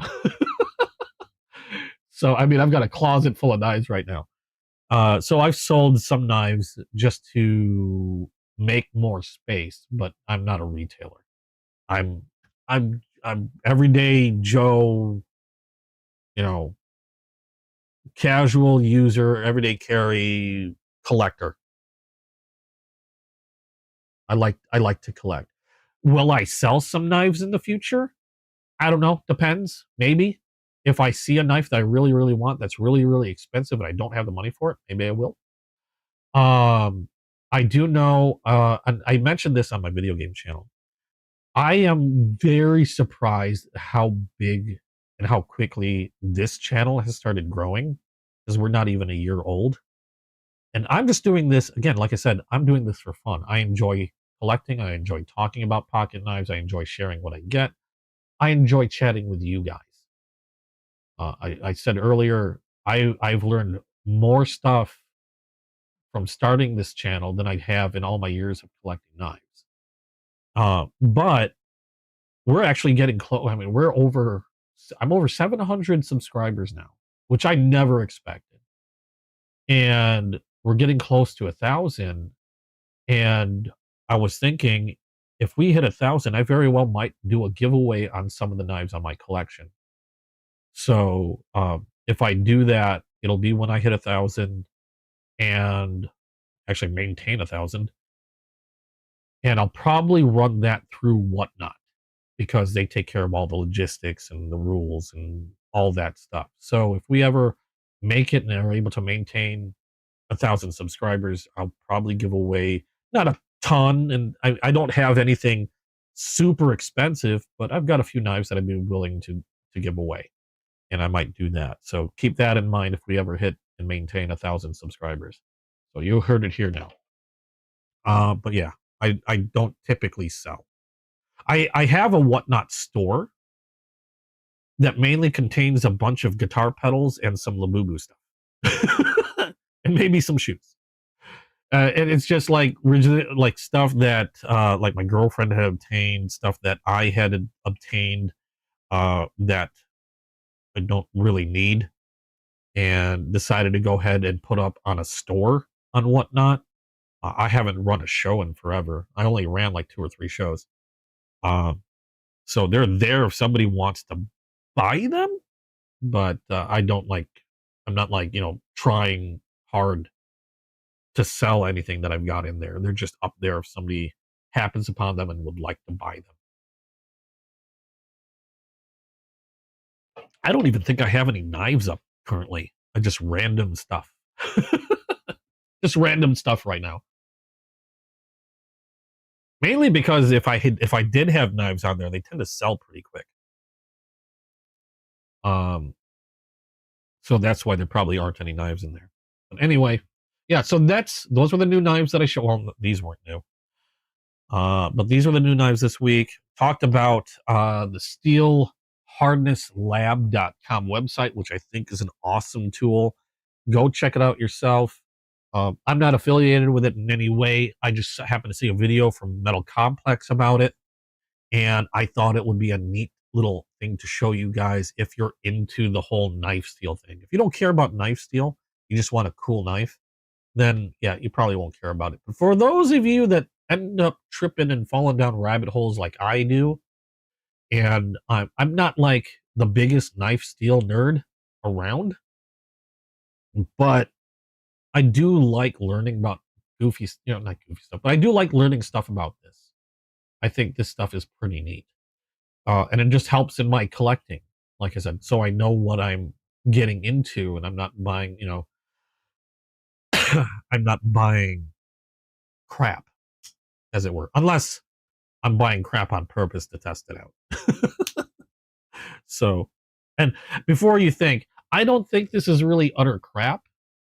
I mean, even though that this tested soft as a very soft steel and not optimal, I mean, considering like the things like I think it was like around 15 or so bucks, like 15 to 20 bucks. Considering this is like between 50, there's a reason why it's so cheap. And at the same time, it's so cheap that I don't care. Now, if this was like a $50 to $100 knife, I would probably be kind of ticked. I'd be like, no, that's junk. If this was like a $50 to $100 knife, but it's 15 bucks. So if anything happens to it, you can, you know, I can replace it for the price of a freaking Taco Bell meal, whatever. So, uh, but still interesting to know on how a lot of manufacturers handle and treat their steel. So at this point, oh my God, it's been an hour and a half already. Hang on a second.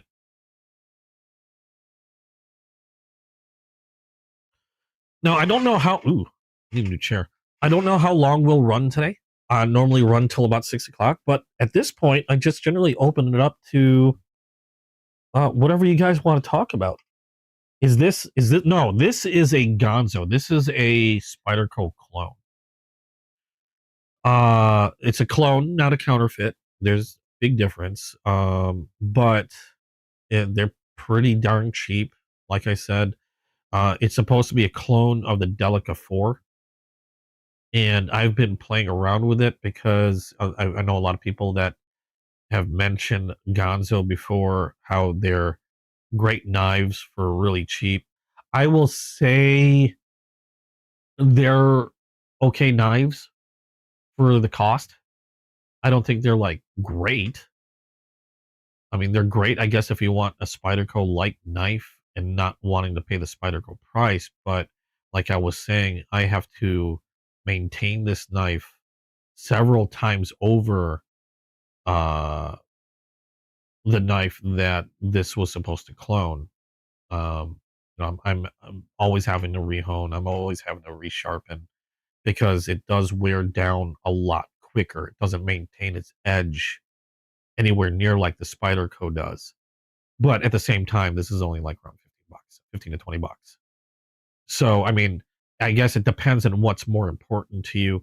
If you don't mind maintaining your knives and don't want to spend the money for a Spyderco, and like I said, you don't mind maintaining your knives, and I'm going to say this, maintaining your knives a lot, you know, you're going to make sure you want to have, you don't have to have any really super special sharpening equipment. It's soft enough that you can use, any sharpening stone, but you're going to be maintaining it a lot. And if you don't mind that, then you'll probably like it a lot. I wouldn't doubt it.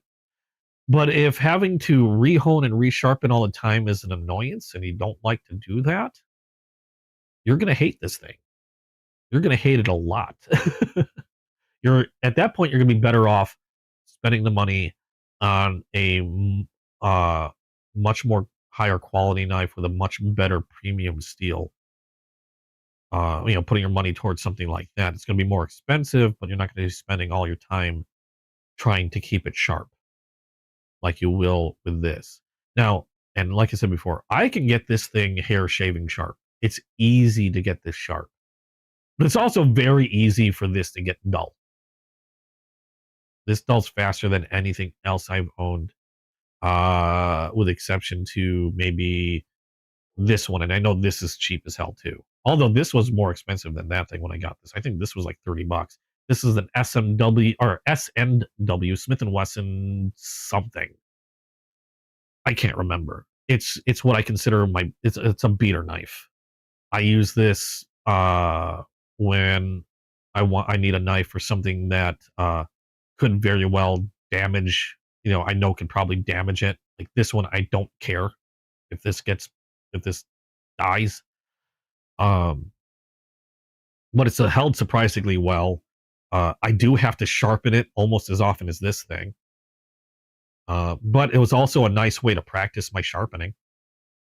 So if you know you need something to practice sharpening on, maybe something like this or this would work well for you because they're inexpensive. You can practice your sharpening on it. If you muck it up, you didn't lose a lot. So, like I said, I use this to practice sharpening on. I've gotten a lot of practice sharpening with this thing. Um, so yeah, as opposed to like getting your $300 whatever and practice sharpening on that.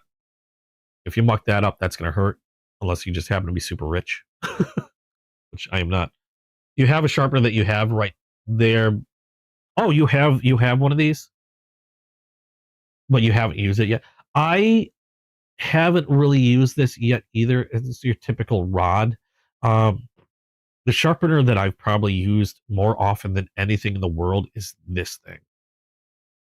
And these run about roughly plus or minus around $40. But this thing I've probably used more than anything else. And I've got a lot of stuff. I've got sharpening stones by Sharpall.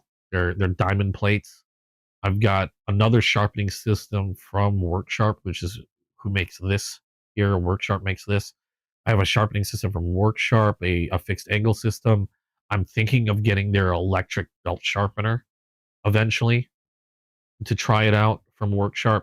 But I've used this more than anything else in my sharpening arsenal. And this runs, like I said, around $40. You have I believe it's a 320 grit coarse stone and then a 600, 320 diamond stone, a 600 diamond stone. You have a rough and fine ceramic rod here.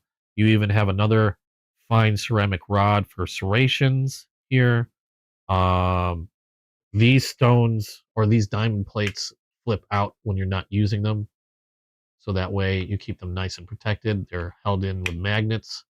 You even have, if you're a bow hunter, you have arrowhead wrenches. You even have a fish hook sharpener on the rod. So you have coarse ceramic rod. We'll focus on coarse ceramic rod.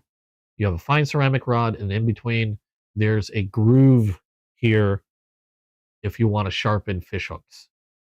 So this has everything, or at least the majority of stuff that you might need to sharpen stuff on the field, and for a pretty darn good price. Oh, and you have a leather strap. I just swapped out the green compound with a diamond emulsion compound, and I love these things. They're freaking amazing. I've used this more than anything. The next highest thing I've used, like I do a lot of freehand sharpening with the Sharpalls. And then from there, the fixed angle thing I've been using more and more from Worksharp because it's been freaking easy. It's almost too easy to use since everything's clamped down and angled the way you want.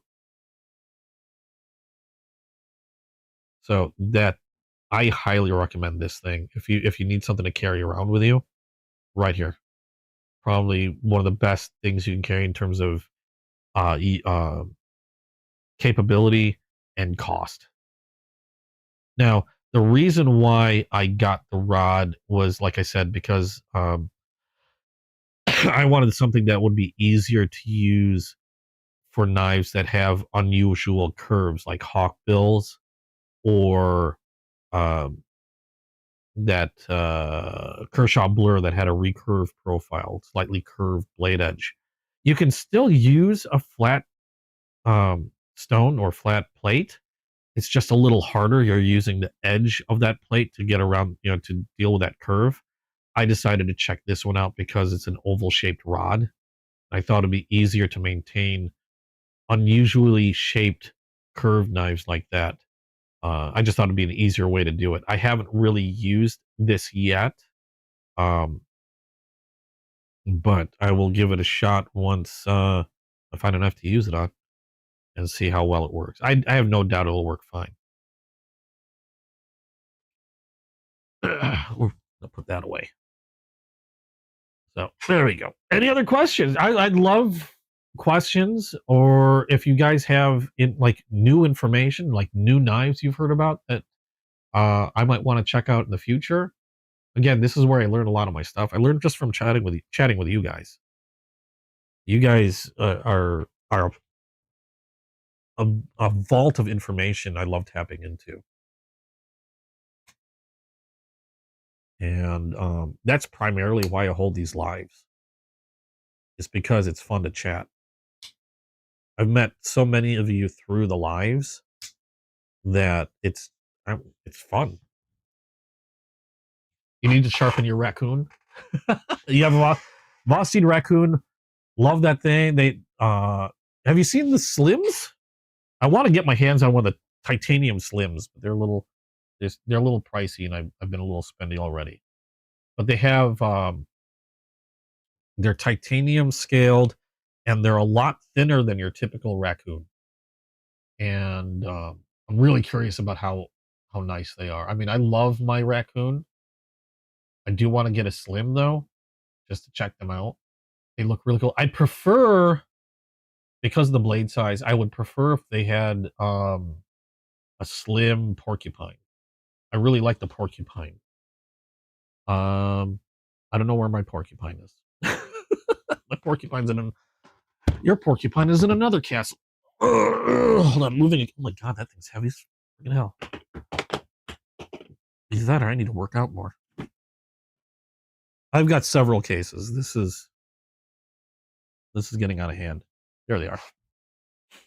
Yeah, that's my porcupine. Love this knife. I used to carry this a lot. Admittedly, the Spydercos have been taking up a lot of time in my pocket. Namely, that Sage 5, the Spy 27 steel, that blue one that I showed earlier. That's been spending a lot of time in my pocket. But before then, this is one of the knives that spent a lot of time in my pocket. I just really, really like the porcupine. I love the belly. I love the shape of this blade. It's just very comfortable. No nonsense. Awesome lock. Feels good in the hand. It's just a great knife. But yeah, I used to carry this all the time. 14C 28N steel. They're not super expensive. Fun to fidget with. You love your parallel. You have a Vosteed problem. I'd love more Vosteed. But like I said, I get distracted. And Ramet's been really distracting. Ramet, Concept, they've been really distracting. Otherwise, I'd love more Vosteed. I'd love to get one of the slims, like I said. I've always wanted to get a shilling cutter from them. Just haven't pulled the trigger on one yet. Because every time I look at the shilling cutter and I'm like ready to buy something, somebody mentions something, or I see an ad just flash across my face for something, and it's a new shiny one from, like, say, Ramet or Concept or whatever, and then, like a squirrel, I go after the new thing because it's like, oh, shiny. And then I forget about, like, the shilling cutter or whatever. But hopefully soon I'll get a shilling cutter. I've got a few Ramets. I've got the raccoon. I've got the porcupine, like I said, like I showed. I've got the croc. Was kind of neat. I like that one. Interesting. Like the blade profile on this one. A little slimmer handle. And I got the purple and yellow just because it was weird. I like unique stuff. And one of my favorites, this was a hedgehog.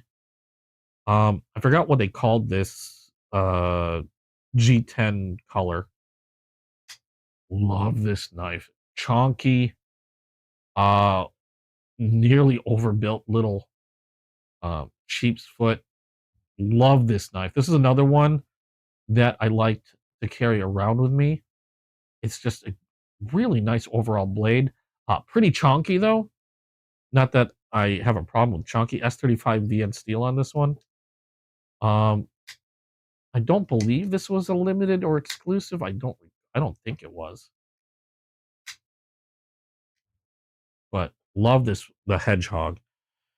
Out of all the Vosteeds, probably my favorites are between the hedgehog and that porcupine, like I said. And then the last Voss teed that I have, I believe this was a limited.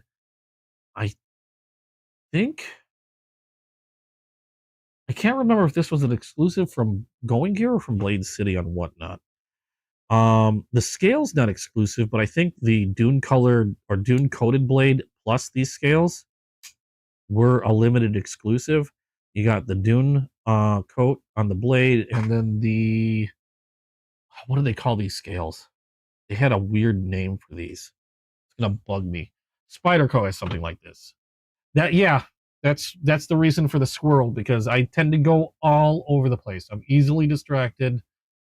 Next thing you know, I'm looking at one thing, something flashes by, and I'm chasing after something else. And I also have the memory of a squirrel.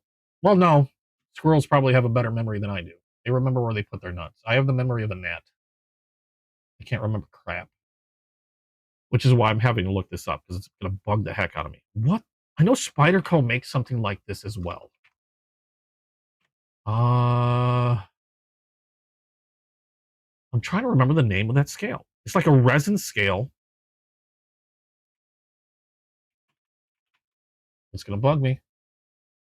Not rock scale, Spyderco, no. Not helping. Not rock scale design. I'm looking for a resin scale. I think I had it on my Amazon list as something to buy at some point. Let me look there. Oh, now I remember. I didn't even find it. Raphir Noble Scales. That's what they call this. And no two Raphir Noble Scales are going to look the same. But it's a resin scaled handle. But yeah, is it RA 1F? 2S. RAFFIR Noble Scale. Waylon, thank you. I just saw you say it. Thank you so much. But yeah, pretty cool. I believe this combination was an exclusive. I just can't remember from who. I'd like to say it was an exclusive with Going Gear, but I could be wrong. It could be either Going Gear or Blade City. I know I did a video on this already. You'll just have to refer to the video. I'm pretty sure I name it on that. But this is a Corgi. I thought this was pretty neat. I have a bad, how do I put this? I have a bad desire for limited stuff. And I really need to stop. Because with the limited stuff, I like to buy knives. I like to buy knives that I can use. But at the same time, I have this itch when I see something that's a limited and exclusive, where I really, really want it. The problem with limited and exclusive knives. Now, some people have no problem using them. Okay. I like to get them and then not use them, because since they're limited and exclusive, they're kind of hard to replace, if you know what I mean. So if I used one and by sheer bad luck something were to happen to it, there's no way for me to replace it unless I go to, like, say, the secondhand market, used market. And a lot of times those same knives, because they were limited, like, I'll jump on a knife and get it for a good price once they first come out, because that's the best time to grab them. But after they're gone, a lot of times, if it was a popular knife, those knives can easily double or even triple in price. And that's why I'm saying, if anything were to happen to an exclusive knife that I have, there's no way I'm going to be able to replace it. Like, for example, this is a Kettlewell Mini Griffin. This one was a Blade City exclusive. Now they have Mini Griffins, okay, but this particular colorway with a gold TIN scales. This is DLC coated, M390 steel. This was limited to, I believe, 90 pieces and was an exclusive with Blade City. Love this knife. If anything were to happen to it, there's no way I'm replacing it, though. So while I have carried this in the past a couple times, I'd be horrified if anything happened to because I'm never getting it again. Now, thankfully, they came out with a budget version of the Mini Griffin. This one's 14C28N steel. And it's also a lot less expensive. This one's under $100 with G10 scales, 14C28N steel, and quality-wise, just as nice as that premium exclusive that I got. This one I have carried a lot because at least this one is a heck of a lot easier for me to replace if something were to happen to it. Like if I dropped it, it got run over by a semi-truck and broke in half or shattered in a billion pieces, I'll get irritated, but at least I can get another one without a problem. And it's inexpensive enough that it won't hurt, and easy enough to acquire that I don't have to, like, hunt, spend days or weeks hunting one down. But even with that, I still have this crazy itch every time somebody comes out with a limited exclusive, and then it's like, oh, I gotta have it. Like, this is a Remet Rhino. You can get a Remet Rhino. Hold on. You can get a Remet Rhino for super cheap. And I like these knives. This is your standard one. Runs around like $35. And I do love these knives. I've carried this a few times. This one was an exclusive also with Blade City because of the Ultimate Warrior Camo G10 scales, which are UV reflective or UV reactive. And I think this was closer to $90 for this version. I think I've seen them on the second-hand market because they only made a limited number of these. I paid like maybe $80. Last time I saw them, they were closer to $200 because you can't get them. These sold out faster than hell. And yeah, I don't think I've seen them for, I think I've seen them for around $200 now. So you can't get them for, it's really hard to get them now. Other knives that are like that were one of the more popular Crossroads. I've showed you these two Crossroads before. This one was an exclusive between SMKW and Case. SMKW likes to do this thing called the peanut butter and jelly, where they'll work with a manufacturer and they'll come out with a purple and brown colored or themed knife that they call the peanut butter and jelly. And by far the most popular peanut butter and jelly knives are Case knives. Now, I actually set my alarm for this one and hopped on it as fast as I could. And I picked up a limited peanut butter and jelly Crossroads. And as you can see here, Cerakoted. You got a purple and brown, like swirl or burl G10 scale. This one, I believe, was shot like $75. I mean, normally that's how much a Crossroads like this would probably normally run, $75. No clip. And this was before the clips came out. Yeah, $75, $80 for this peanut butter and jelly. Retail got it from SMKW's website. They sold out immediately. Obviously, they held on to, SMKW held on to them, or held on to a few so they could sell them on auction on whatnot. Like I said, $75. And I think when they started going on auction, either from SMKW or from others that may have bought them to sell, they were going for upwards of $200 because you cannot get these anymore. So this is one of the few Crossroads I do not carry. Because if anything happened to this Crossroads, I'm never getting one again. I'm surely not going to pay $200 for a knife that I paid $75, $80 for. So for me, they're just fun collectibles and conversation pieces now at this point. I have plenty of other Crossroads I have no problems throwing in my pocket and using. But yeah, I do have a pretty bad habit of doing that. I need to stop. I need to stop it. And I'm trying to stick I'm trying to stick with knives that I have no problem throwing in my pocket, carrying, and actually using. And knives like this Cosmic Remet or this, these Crossroads. I have plenty of Crossroads. I love carrying those things. They're freaking awesome knives. So, kind of segued in that. Think of anything else you'd like to learn or you'd like to share. I have drunk a lot of coffee, so I gotta go make room for more. I will be right back. I will, and before I forget, because we were talking about this before, I am putting my mic down so I don't take you with me. Be right back.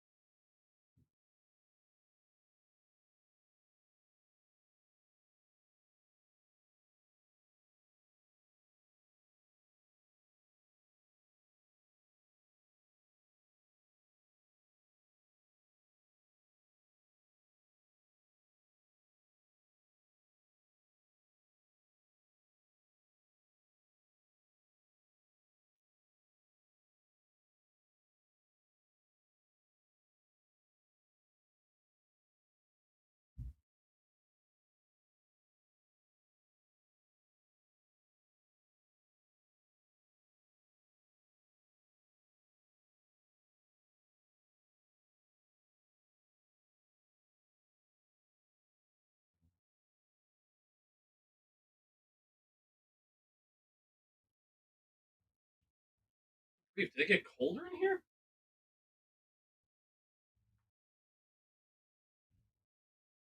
All right, I'm back. Well, feel free to ask me anything. I don't claim, first of all, I don't claim, I'm never going to claim I'm an expert on anything. If I'm an expert on anything, it's forgetting what I did 5 seconds ago. But I do like to dive down rabbit holes, and learn things all the time, especially when it comes to stuff like this. But if you have any questions, I'm open to questions. Just something to chat about. Again, this is why I do the live. I like chatting about this stuff. So if you have any questions, like on my own collection, stuff you'd like to share, what I think about certain things, I'm not going to say I've used every knife out there, but I've used quite a few. There's a lot of knives that I'd love to get my hands on, but they're just so expensive. Trying to remember something like hinderers. I'm trying to determine, like, I really want to get a Benchmade because a lot of people have talked about Benchmades. I don't own a Benchmade though, and I'd like to get at least one so that way I can at least talk about it via experience. Because not having one, I feel weird kind of like talking about it. All I can do is talk about something like that from what I've heard from others, and can't really give my own personal opinion on it. So I've got my eye on a few Benchmades. I know Benchmade recently came out with a MagnaCut version of their bug out, which I'm really interested in. I'm kind of hoping, I didn't see any, but I'm kind of hoping they come out with a MagnaCut version of their mini bug out. I know normally their bug outs, I think their standard bug out is, I believe, S30 V steel. And the interesting thing is they came out with a MagnaCut version. However, if I understand right, they were doing it at the same price, or at least at the beginning, they were at the same price. I think like around $200. But last I looked, I think the S30V versions might have dropped like $25. Hey, Dan Stan, how you doing? Welcome to the stream. you'd really like to get a sheep's foot grip or mini griptilian. I've heard about the griptilians. I haven't looked at them. But like I said, because I don't own any Benchmades, and I don't like to talk about knives that I don't own because I can't speak from experience on them. Well, I mean, I should say I can't give an opinion on them. I've heard a lot of good things. I've heard a few bad things, but I can't weigh in on them myself. So I've got my eye on at least a Magna Cut bug out. I'd really like a mini bug out, but I haven't seen those yet. I'd much prefer to get the Magna Cut version. I'd get one used. You're gonna be. You know what? You're not the first one to say that. But like I said, all I can hear is from like hearsay, and I'd really like to be able to try one myself so I can form my own opinion. And on that regard, I think the best thing, admittedly, I think the best thing for me to do is to at least try to get one new one to see how that one is. Because unless I can find, say, a secondhand market one that I know either wasn't like say a new in box, somebody bought one but they need to get rid of it, or something like that. Because I think that's the best way to sample something is to just like grab one, say, off the shelf or whatever, like any other buyer would, and just see how it is. And the ones that I'm looking at are generally the bug out, the mini bug out. The Griptilian was another one, and I think that was pretty much it. Those are the only ones that I was really interested in getting. And I'm not going to be like Spyderco where I bought, because with Spyderco I ended up getting a really good deal on two. So when I got my first Spyderco, I ended up getting two at the same time because when I got a good deal, it's kind of hard to turn it down. It's like, okay, I'll grab them. Thankfully, I ended up really liking Spyderco, and so I don't feel bad about that purchase in any way. Um, but that was kind of like a Hail Mary. Like I was never like, if you were to ask me before I got them, it was like, hey, what do you think of Spyderco? They look weird, but now I love them. Um, where I was staring at? God darn it! There we are. Hold on.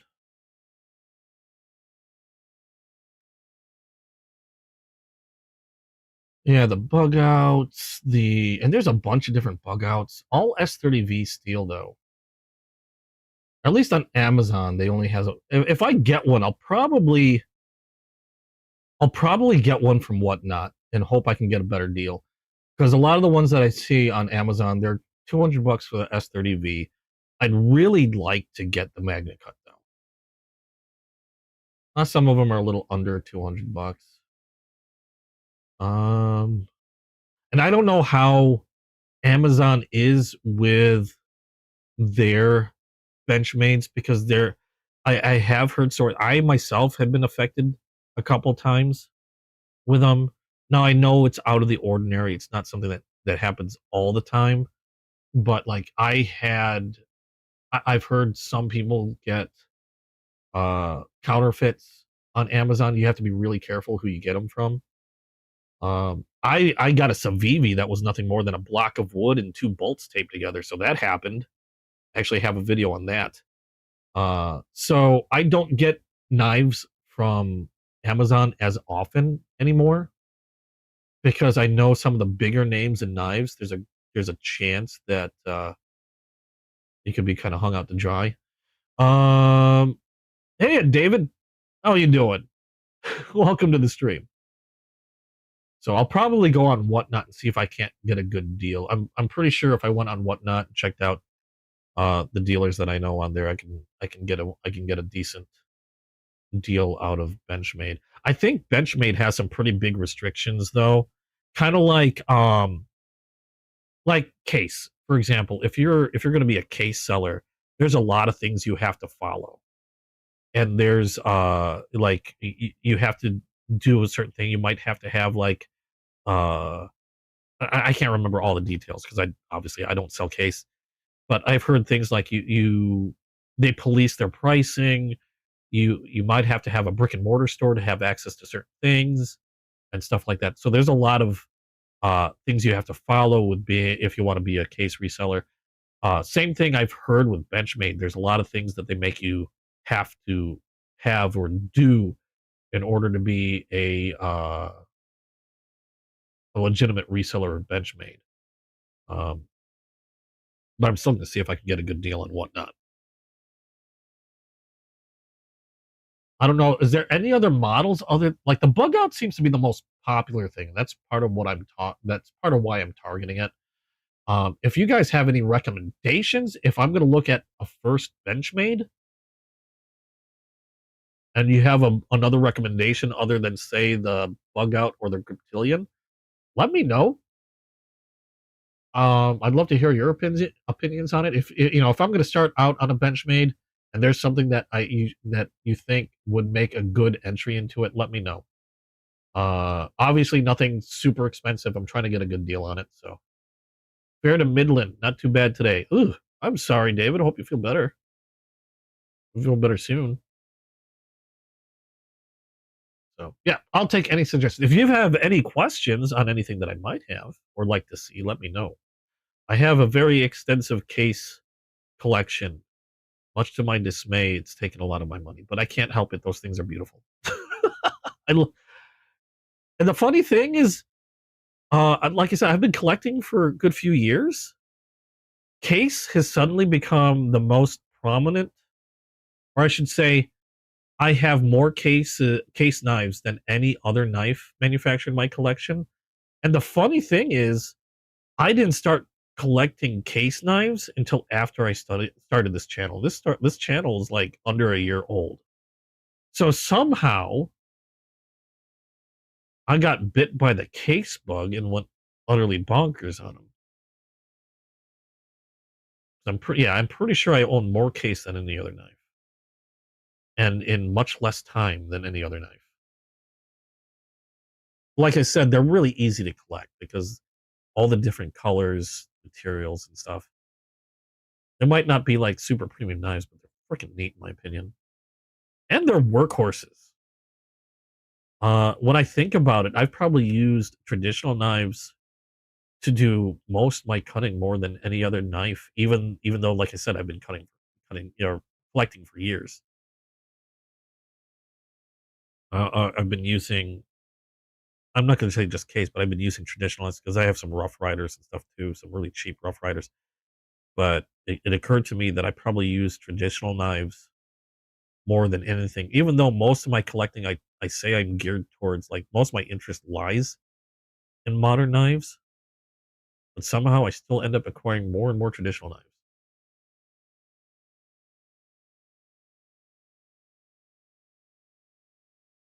So, like, I don't know, like, I think a lot of the people that tend to frequent my channel tend to lean towards modern knives.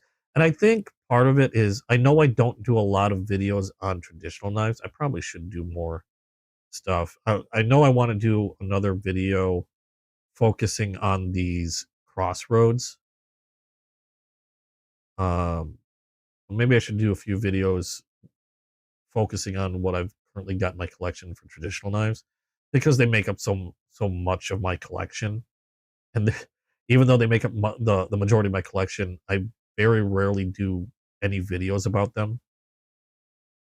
Most of the time, if I'm talking about a traditional knife, it's usually during my live stream.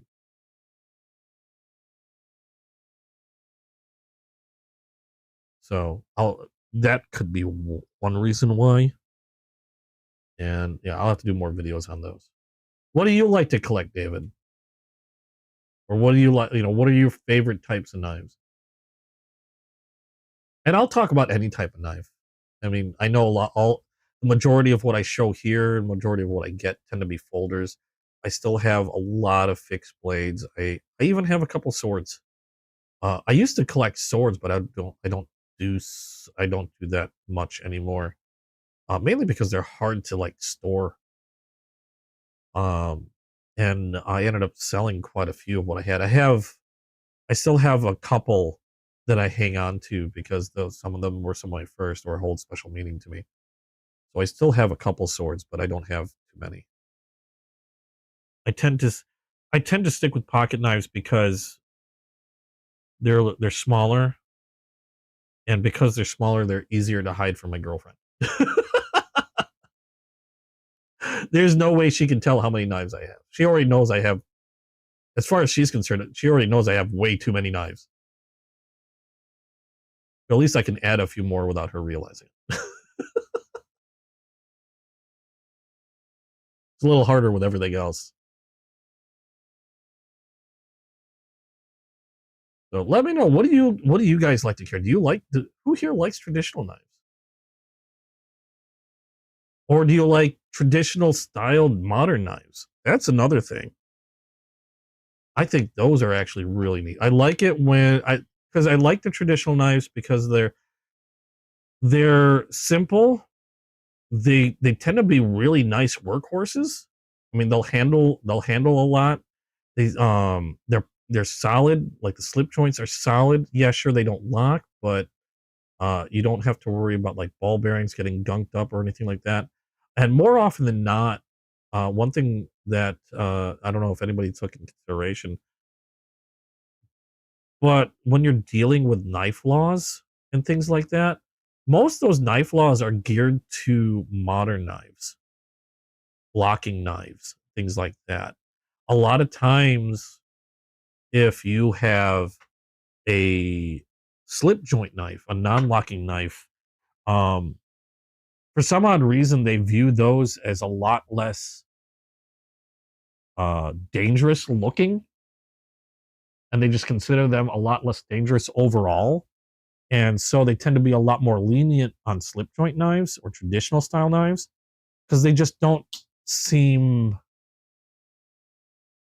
they're just not as scary as, say, something like this Katsu knife. They don't, or something a lot more tactical, maybe like this Remet.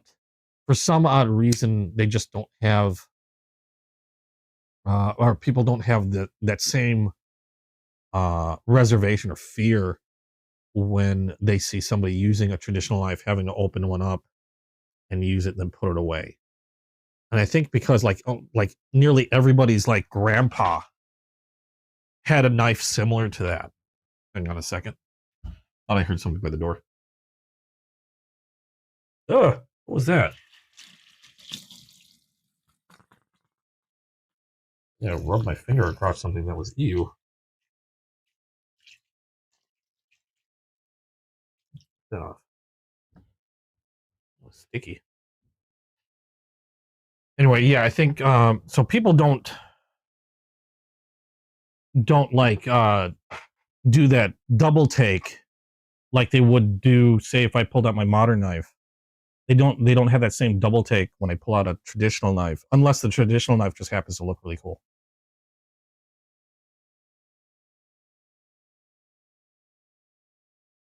Do knives have collectors or resale value? Yeah, actually, I just spoke a little bit about that. Depends on the knife. Like I said, I have a habit of buying knives that are limited edition or exclusive. Like, I'm just gonna pull out the most recent example, like this one here. This is a peanut butter and jelly case. And my apologies for everybody that's heard this already. When I bought this, I jumped on this when it went on, immediately when it went on sale, when it got released, because I knew how popular these are. And they were made in limited quantities. They were exclusive to a very specific seller called smkw.com. And these sold out within the hour. Now, retail cost when they went on sale about $75. But because you can't get these anymore, I've seen these selling on auction for like $200 because you can't get them anymore. Not new anyway, unless somebody has them, like they bought it new and kept it stored in box. Like, I have no intention of reselling this, but if you were to look at the secondhand market or whatever, I've seen them going on auction for like $200. Again, when I got mine, $75 retail. And I have other knives like that. But it generally pertains to knives that are limited in quantity or special edition or already insanely expensive knives. But I mean, I don't know. I don't know if I'd say they're like, you know, something to invest in. Like my knives, I, you know, like when the time comes, hopefully 10,000 years from now, I know all my stuff's going to end up going to like my daughter and other family. I just hope they can appreciate them for whatever. But yeah, there are some knives, if you're lucky enough to get them when they go out in retail, when they're like exclusive limiteds, that you can technically make quite a bit of money on. Like that case knife that I just showed you, there was hold on. Because I have a few exclusives, I have a few limiteds, like what was one of the other ones that I showed kind of recent? Where'd I put you? I put these things like all over the place. And I can never remember what slot I put them in. Like this was an exclusive with Blade City, limited exclusive. I think this was limited to like 90 pieces. This sold out really quick. This was an Ultimate Warrior scale Remet Rhino. Normally these rhinos, like the regular version is $35. I think this one, the exclusive, ran around 80 to 90. I think these ended up going to around $200 to $250 on the second hand that I've seen, because you can't get that anymore. Another one would be another Remet. Remet likes to do exclusives. Where's that other Remet that I have? You better be around here. This one is a wild species that was an exclusive with Blade City. You can see Blade City's logo there on the pivot. This one's a copper carbon fiber wild species. This one you can't get anymore either. I believe this was maybe around $100. I've seen these going for like $250 on the second hand, because you can't find those anymore. That Keto that I mentioned was another one. This was a Blade City exclusive, I believe, also 90 made. And while they still make these, they don't make this color combination. The color combination itself, like those other ones, was exclusive and limited. Blade City exclusive, limited to, I believe, 90. These were already like around $200.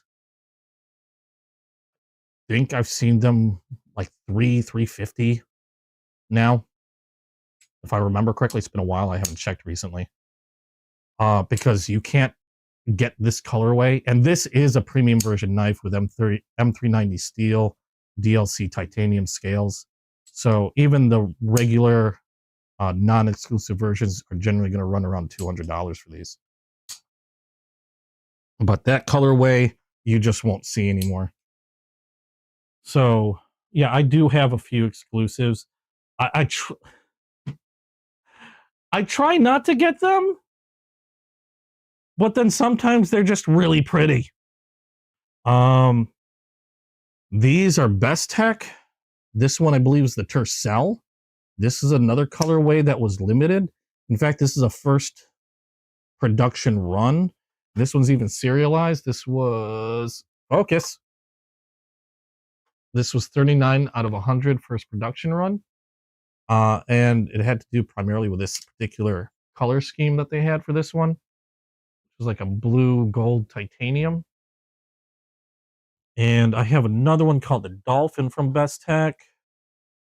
This one's also serialized. Now, I don't know how much these go for on the secondhand market. S35V and steel titanium scales, green and gold. What was the number on this one? This one was 14 out of 50. Now, this pertains to the colorway. I believe they still have different colors. You can get different colors on this one. but this particular one, I think only 50 were made. I don't know if the price on these changed on the secondhand market. I mean, at that point, it's all about like what you're willing to pay for them. I know when I got them, each of those two were just under $200. Yeah, they were both under 200 when I got them. Excuse me. But yes, there's a lot of knives people consider to be collector's items, usually because of material, limited availability, things like that. Sleepies are less threatening because it usually would close in a situation if someone came at you with it. Yeah, I can say people just consider them less threatening overall. Like I said, grandpa, I think I'm gonna name it. I'm gonna say it's called grandpa knife syndrome. It's an old knife from a grandpa's days. It ain't dangerous. You carry Dan carries you like folders, small fixies, but in the woods you carry the big stuff, something at least like, yeah, in the woods I definitely see, like if you're doing like a lot of stuff camping in the woods, I definitely recommend a fixed blade. Size wise, it's all dependent on what you like, but I definitely recommend a fixed blade. But I always recommend carrying a folder as a backup. Here in Texas, yeah, in Texas you can carry pretty much anything. I wish I could say that, Waylon, with the knife laws, but just trying to, for me, just trying to stay out of trouble. I just want to be that, like, if anybody were to use, not that you should, but if anybody were to use me as a representative of something, I'd want to be a good example of something. Do I agree with the knife laws? Not really. No. I mean, I think they're a pain in the butt. Some of the stuff, like, for example, like automatic knives and gravity knives, I think they're utterly ridiculous, to be quite honest. And I don't have any problem saying that, because a lot of times, like, say, for example, like this, we'll talk about this Remet Cosmic. I mean, I've got plenty of folders that are just as fast to deploy, and in some cases faster than some of the automatics that I have. Another thing with some of the automatics, like when it comes to out the front knives, I think they're cool. I think they're really neat. But in terms of like hard use knives, admittedly, I only see one reason for having, say, something like this. Okay, and that would be defense and fighting. Why you'd need something like this to open packages, it's a little overkill. And also, one thing I've noticed with a lot of OTFs, maybe some really expensive premium ones aren't like this, but this one was like over $200. And every OTF has a little bit of blade play, little bit of wiggle there. And I just think it's part of the design. It's like one of those things that you can't really get rid of. But a lot of times these laws are because it looks scary. It really isn't. I have other knives that I would say are much more capable than this is, even though this is built relatively like a tank. It's just because of there were a lot of laws, and it's not just knives. There are a lot of laws written because they're feel good laws. Oh, it's scary, but we'll make you feel better by making it against the law, or making restrictions on them utterly ridiculous. Thankfully, like, for example, my Kershaw Launch 20, like, I can carry this. But the funny thing is, where I live, I can carry this.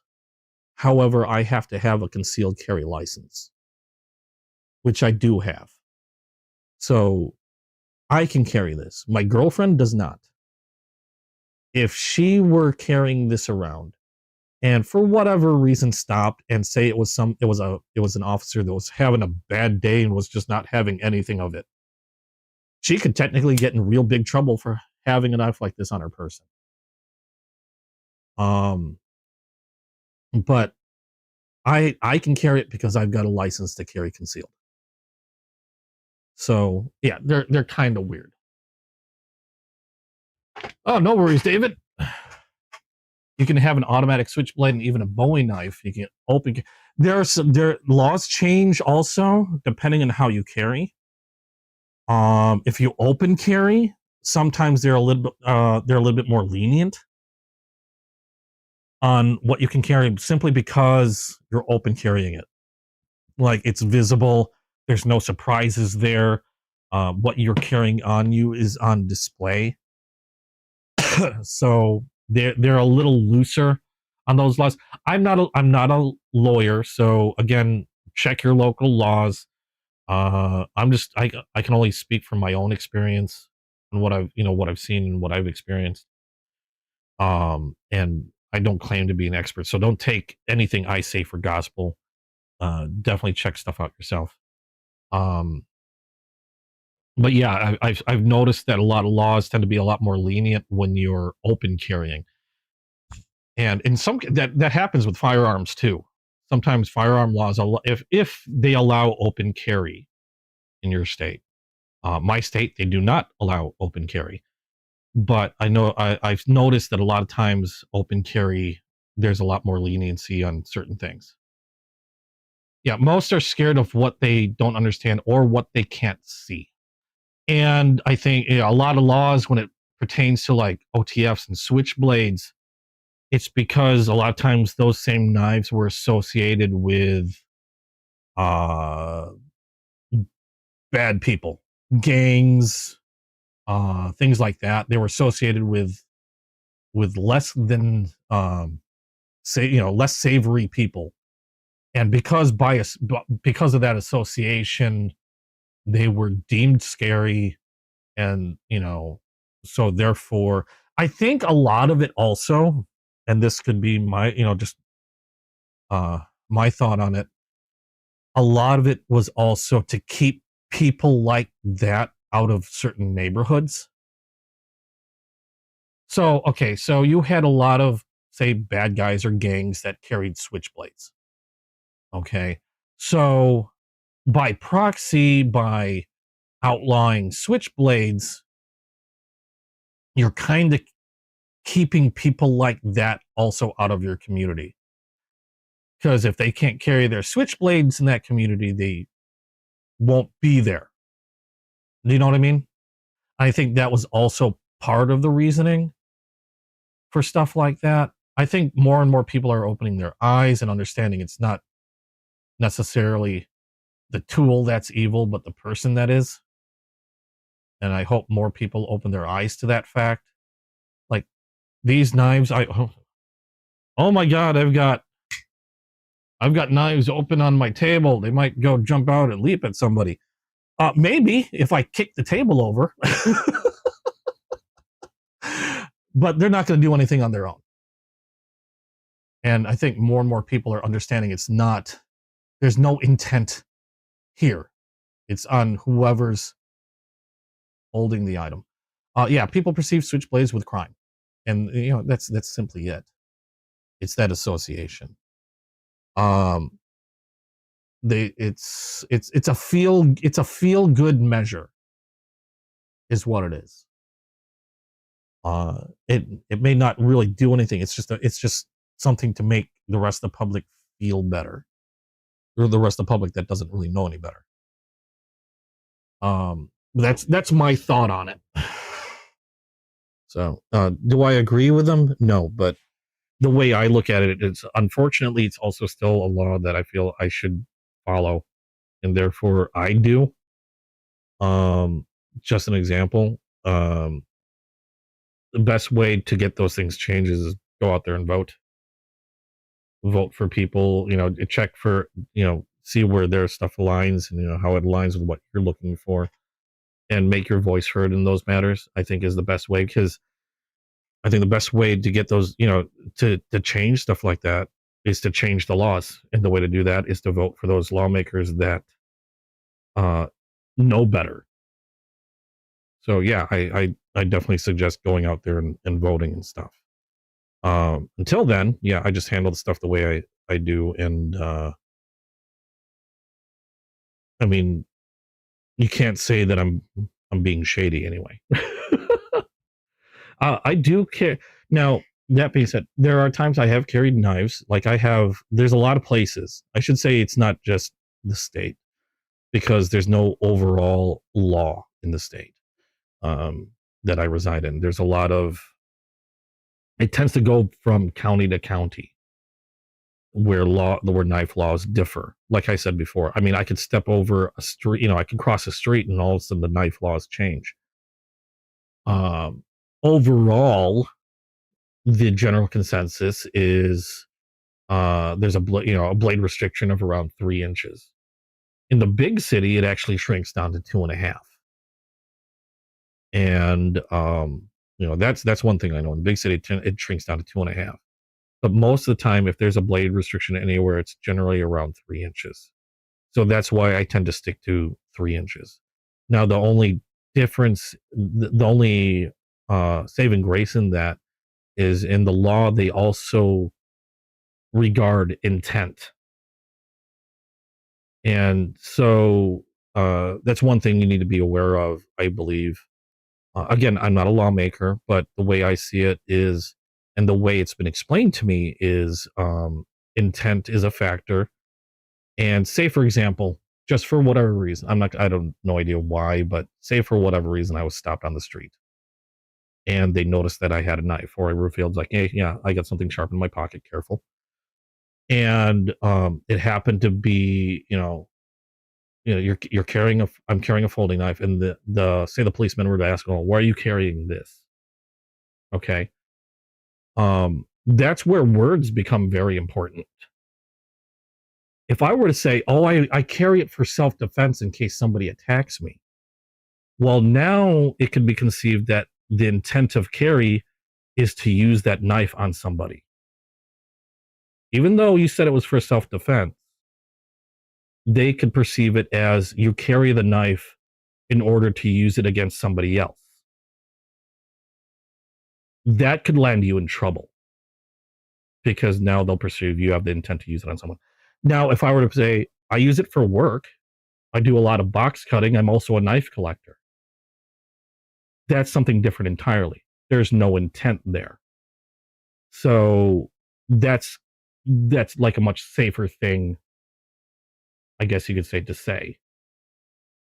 Because at least for me, that's in truth the reason why I carry knives. I use them as tools. I use them opening packages, cutting boxes, cutting wires, cables, straps, cordage. And I collect knives. So I like to have a fancy knife on me. It's a conversation piece. They're really neat. I collect knives. I have nearly 400 knives in my collection. And so, I'm telling you the truth.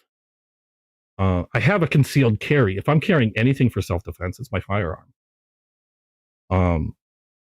So, intent is a big thing, at least where I'm at.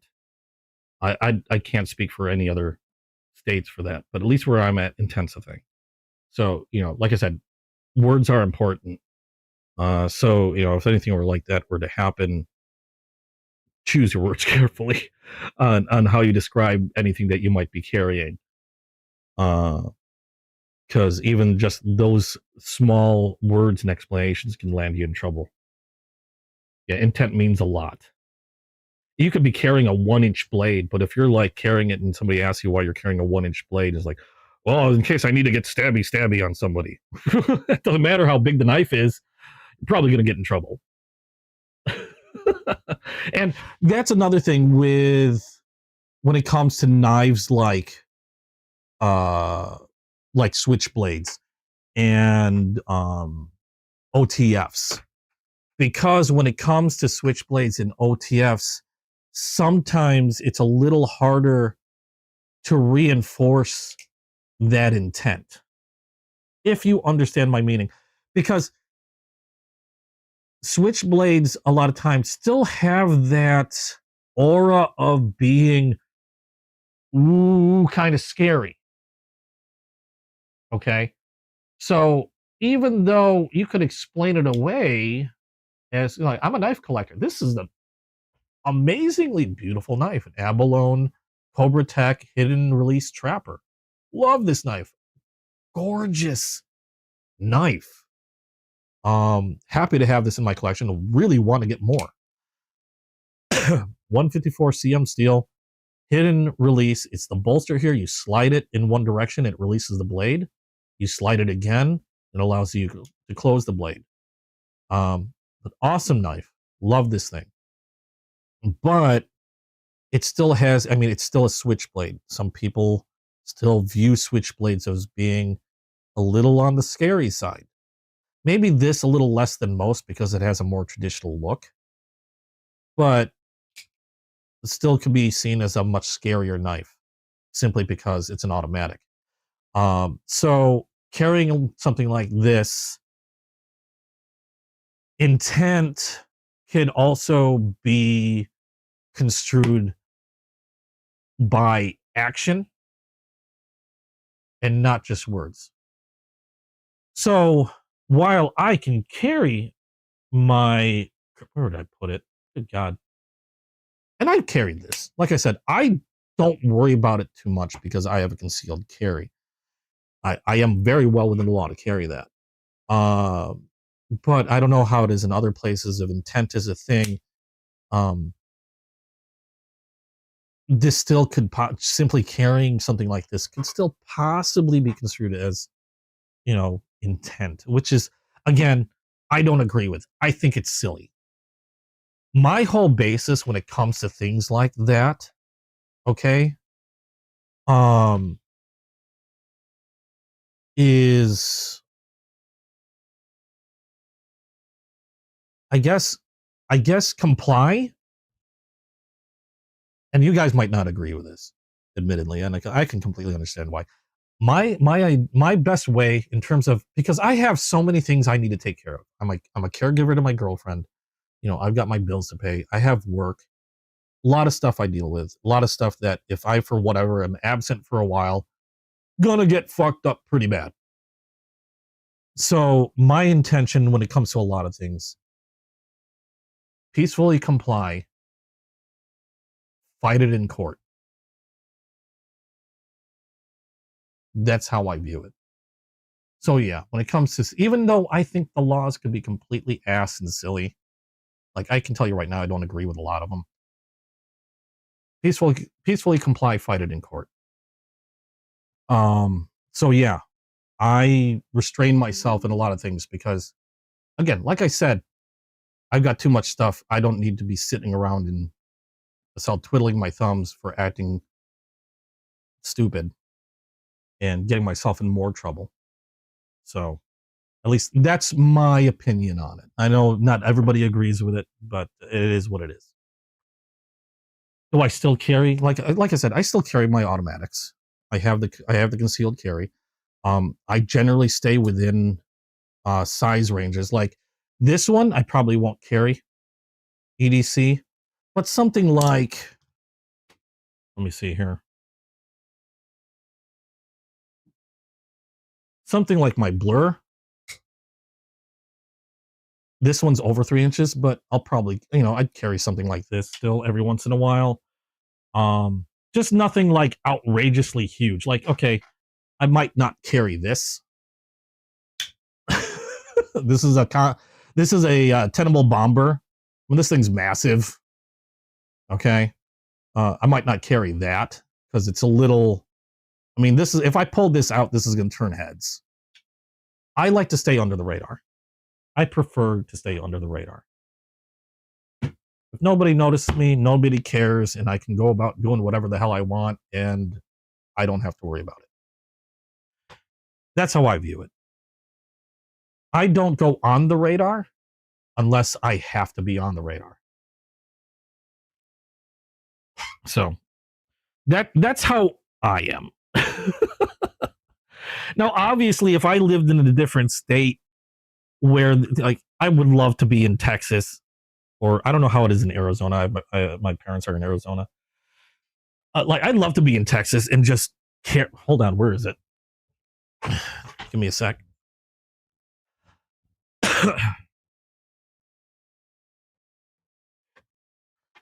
Get out of there. I don't know if I've mentioned it before. I am Filipino. Okay. I'd love to be in Texas and strap this to my back. This is one of the few swords I still have. This is an espada daga. It's a carbon steel sword, and with a matching knife.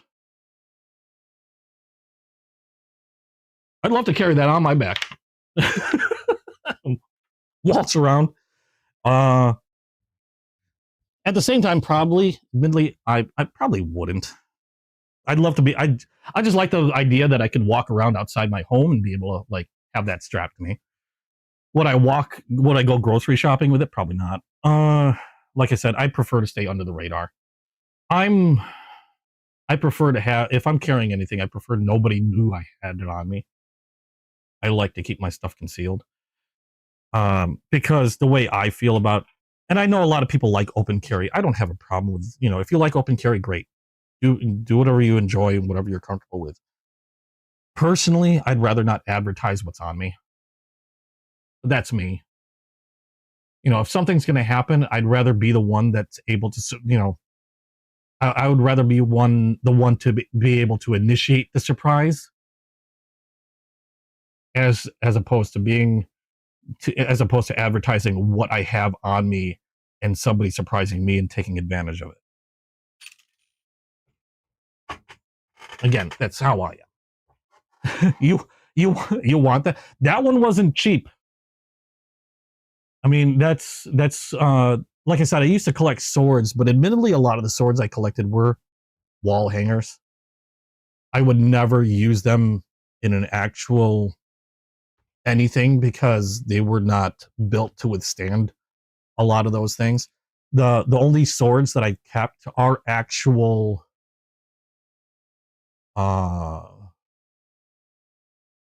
they're capable to be used.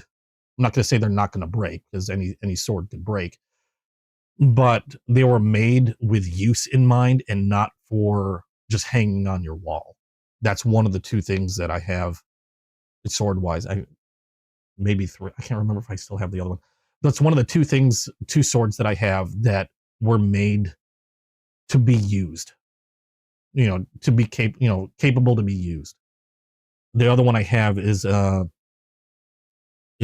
actual folded steel katana. And those are the only swords that I've kept. Everything else I've either gotten rid of, sold, or given away as gifts. Yeah, I'd love to be able to live in a constitutional carry state where I have, that's their way of regulating things is just making things extremely expensive. Like when I went for my concealed carry, I know we've talked about this before. When I went for my concealed carry, I mean, think about this. You have the cost for the gun. You have the cost for the ammo. You have the cost for the accessories, holster, cleaning kit, whatever. Okay. Think about how much all that's going to cost. Then at least in my state, I have 16 hours worth of classes, 8 hours class, 8 hours range. And then you had the license, you had to have a FOID, and you had to have, the FOID was cheap, but then you had the concealed carry license, which is expensive. So by the time, even if you got a relatively inexpensive firearm, by the time you had a concealed carry, it could cost you upwards of like nearly $1,000 if you didn't have a firearm before. You have your grandfather's sword that's been handed down many generations. Swedish, wow, that I'd love to see. Again, if you haven't yet, go check out my Discord. There's a link to the Discord below. And I always mention it because, at least on the Discord, you can post photos, and I love seeing this stuff. I'd love to check it out. I don't want to say it's not the oldest knife I had, but the longest knife that I've had in my collection was this old thing. Wasn't passed down from generation to generation. This is the oldest knife that I've bought. It's not the oldest knife in the collection. but it's the oldest knife that I personally bought, and it's just some. Good God, it's Sharp was the brand. I don't even know what steel, just a stainless Taiwan. And the reason why I pull this out, and the reason why this one is I don't care. This thing might have been like $20, 15, $20, maybe at most. Okay. I believe I can find them on eBay for like $25. But the reason why this one's so special to me is because I don't know how I managed to hold on to this for so long. Like, I remember buying this when I was young and tossing it in my fishing tackle box, having it with me during, running around lakes, forests, whatever, doing stupid stuff with this thing, chipping away at the ground or, wood, sticks, whatever, and then throwing it back into my fishing tackle box. Yet somehow this managed to stick with me from move to move to move. And I don't know how. Like, I even gave my tackle box to my dad when they moved. And yet somehow this managed to stick with me. And it's in pretty good shape for being, you guys are going to get an idea of how old I am. Probably about nearly 40 years. This thing's been managed to stick around with me. I don't get how it's done so. Not to mention the fact that it's managed to hold up. And I don't even understand how. And no, I have had to sharpen this a few times. It's not the greatest steel in the world, but I love this knife. The holster's another thing entirely. This thing's dangerous as hell. And I even have the original holster for it, or sheath for it. Not the greatest sheath in the world, as you can see, but I still have the original sheath. I don't know how.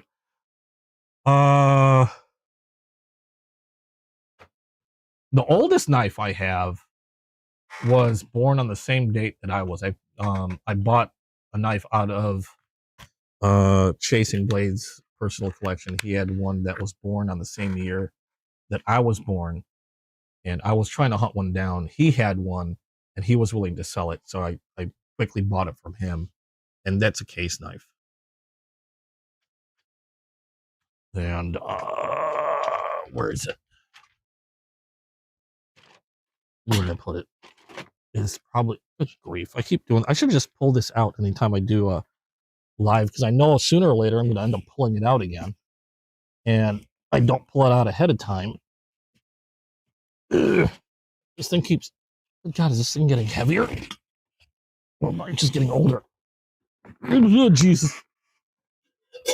Okay, well, that fell over. Okay. I believe it's in here. Hold on a second. This is my shoebox of case that I haven't put on display because I don't have enough displays to put knives in. So I have a shoebox of case.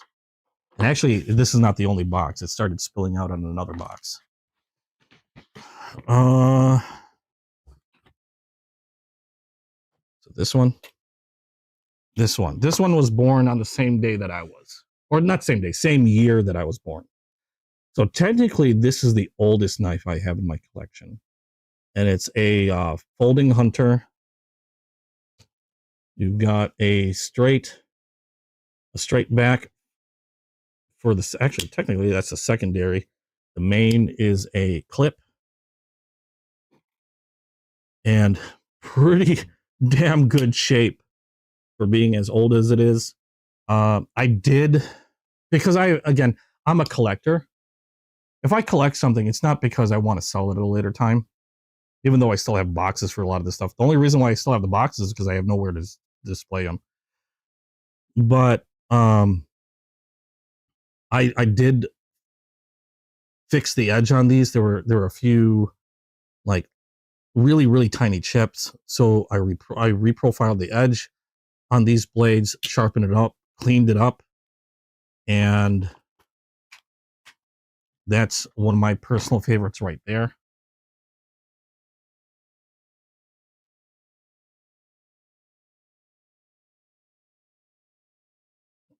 You'll get on Discord when you have issues getting on into the account due to an old email. Oh, you just made a new one, switched everything over. That's the easiest way to do it. I mean, if it's so old. You've also discovered you've been paying for somebody's Peacock subscription for 2 years. Good. If you want to switch that over to me, I don't think I have a Peacock subscription.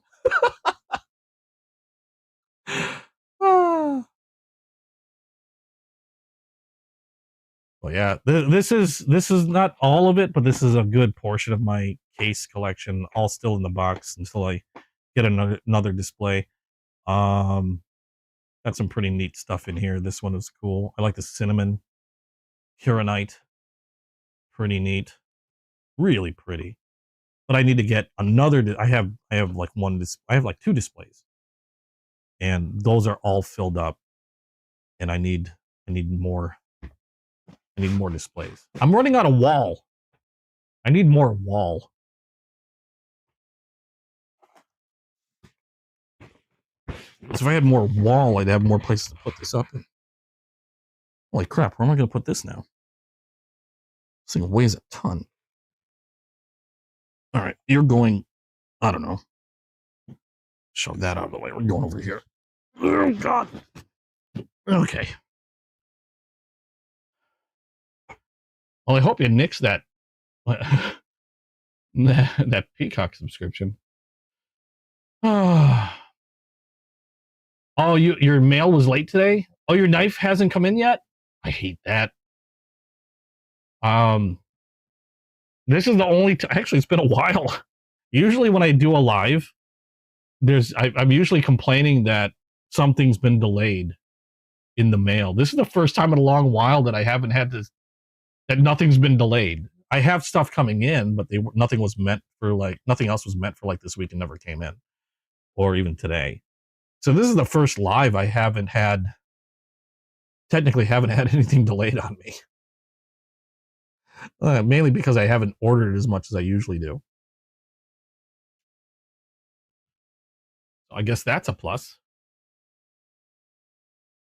You started watching NBA games on Peacock. Is it paid off?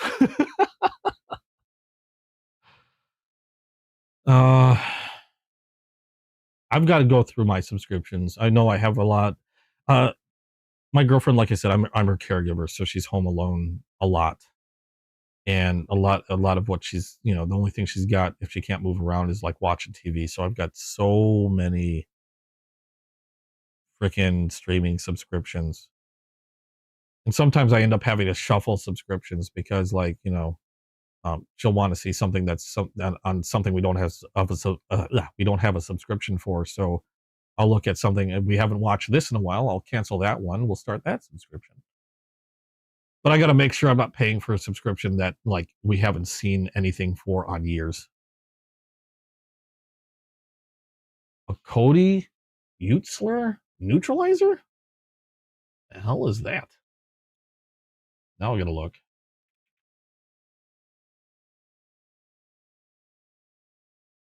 Is it Utzler or Utzley? Hold on, looking. Utzler.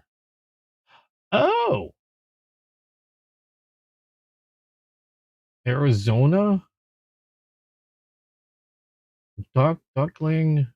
Duck Mag. Oh my God.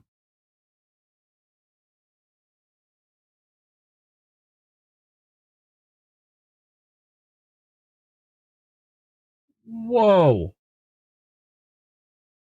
That's expensive. That's pretty though. Okay, if you're gonna show me knives, stick to cheaper knives. I can't afford any of this stuff. Netflix is good for a few things, but I admittedly haven't been watching Netflix as often as I used to. There's been a lot of, if anything, like I myself haven't really sat down to watch TV. My girlfriend, like I said, she's the one that watches a lot of TV, watches a lot of movies. I'll sit down and watch something with her, but if it were just me, I would probably cancel nearly every subscription I have. for the most part because I just don't watch TV like I used to. And then if I really, really wanted to watch something, I might start one up, watch it, and cancel it. That's me. I've watched a few things on Netflix. That depends on what's on Netflix, but I don't watch it very often. I did like the Cyberpunk 2077 thing. Trying to think of anything else that I've seen on Netflix. Oh, Love, Sex, and Robots. I thought that was pretty cool. There was another one that was like Love, Sex, and Robots, but I can't remember what it was called. Something Oat Studios or something like that. But they did something similar where they had like small, like short, like movie, like really short film things. And that's I think those are like the last things I've watched on Netflix.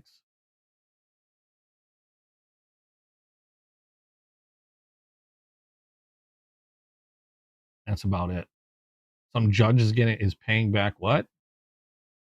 Something he started buying on an account? That doesn't sound nice.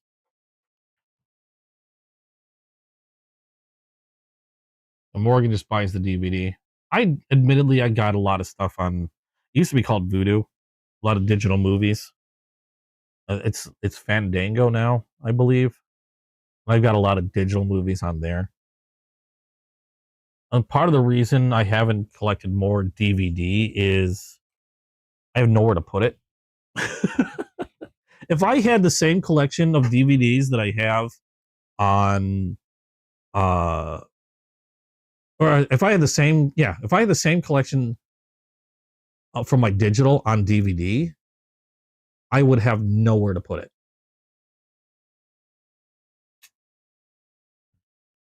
I have way too much on the digital collection, which is my fault entirely. Got carried away with that. I have Game Pass, but then I also have a video game channel. It's a separate channel from this, a video game channel that I live stream regularly. And so stuff like Game Pass comes in really handy. The new Resident Evil is good. I loved it. RE9, Resident Evil Requiem. I did a playthrough. I did a live stream of that. And that game was a blast. Loved it, loved it, loved it. I know they're supposed to be coming out with a lot more DLC. Like one of the only complaints I've heard is that it's kind of short, which I agree. It's a little short, but there's supposed to be a lot of DLC coming throughout the year for it. So I'm waiting with bated breath for new DLC. I don't know the time frame. I don't know their roadmap, but that's what I've heard. So if you like Resident Evil, you will. I'm pretty positive you'll really enjoy that game.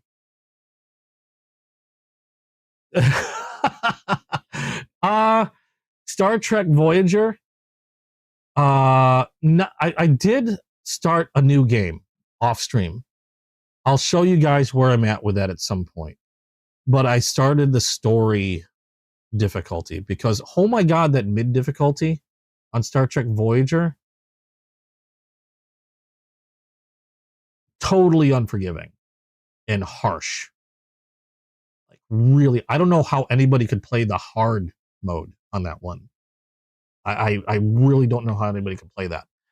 But the story mode is going well. I've actually surpassed where I was in when I was streaming Star Trek, and so I stopped playing because I realized I got kind of I was enjoying myself that much. I got kind of ahead of myself and kept playing. So I stopped, and then I have to show you guys where I'm at. The story mode is going a bit better. There are still moments where it still slaps you in the face, but at least I've been able to recover. So I've been lucky. So Star Trek Void, I mean, as hard as the regular difficulty was, I still enjoy it. I still like it. I'm enjoying it a lot more than I thought I would. Because normally I don't like management games, but I'm a fan of Star Trek. I enjoy I'm not a Trekkie, but I enjoy Star Trek. And it's been a pretty neat game. It's really cool.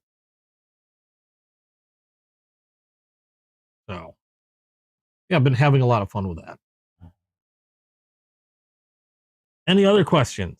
I love chat. I just love chatting. I don't get out much, so this is my social time. I get to interact with other people, provided none of you are AI. And if any of you are AI, pretty damn good AI. The gamer link. Well, Morgan probably has it. You could sure. Morgan moderates for that. And I don't have things set up on this channel like I do for the video game channel. I've had for much longer, for years.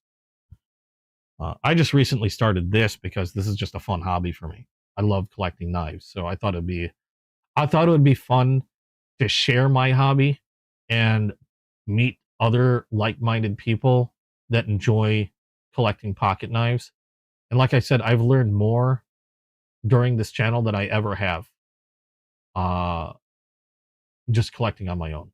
Like there's stuff that I had never known that I learned about, like the different steels, different manufacturers, different knife types, and just really cool stuff. And thank you for the sub. I really appreciate it. It's probably also cost me the most money opening this channel because admittedly I've probably bought more since opening this channel than I ever have with when it came to pocket knives. I think like before I started the channel, I'd get a few knives here and there, probably within the span of like a month or a couple months. There have been times where I've gotten like as many as like 8, 10, 15 knives within a month now since starting this channel because I got introduced to a whole lot.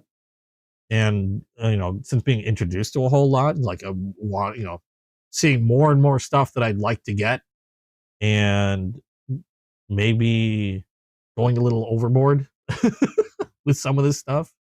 I am slowing things down. I'm being a little bit more picky and choosy. Not that I'm still not, I'm still spending probably more than I should, but I'm trying to be a little bit more picky, choosy what I get, concentrating on more budget friendly options and things like that. I'll still plan on getting some premium stuff now and then because it's kind of hard to avoid some of that stuff, especially from manufacturers like Remet, because they've been coming out with some amazing stuff, some really cool stuff. I can tell you right now, there's a few knives. Like I said, I have, once they come out with the premium version of the Cosmic, I am super down to getting my hands on one of those. There's another one that they have that I have a budget version that I'd love to get, and that's a premium swordfish. Except their premium swordfishes are expensive. They run roughly about like, or just under $300 for the premium version. Some of them are over $300. And if you're not sure what a swordfish is, this is a swordfish. It's a gravity knife. It's the first gravity knife that I've ever got. This is one of their budget versions, but still runs a little over. I call it a budget version because it's a lot less than their premium. But it's still just over $100, I believe. And it's a 14C28 end steel with aluminum scales, gravity knife.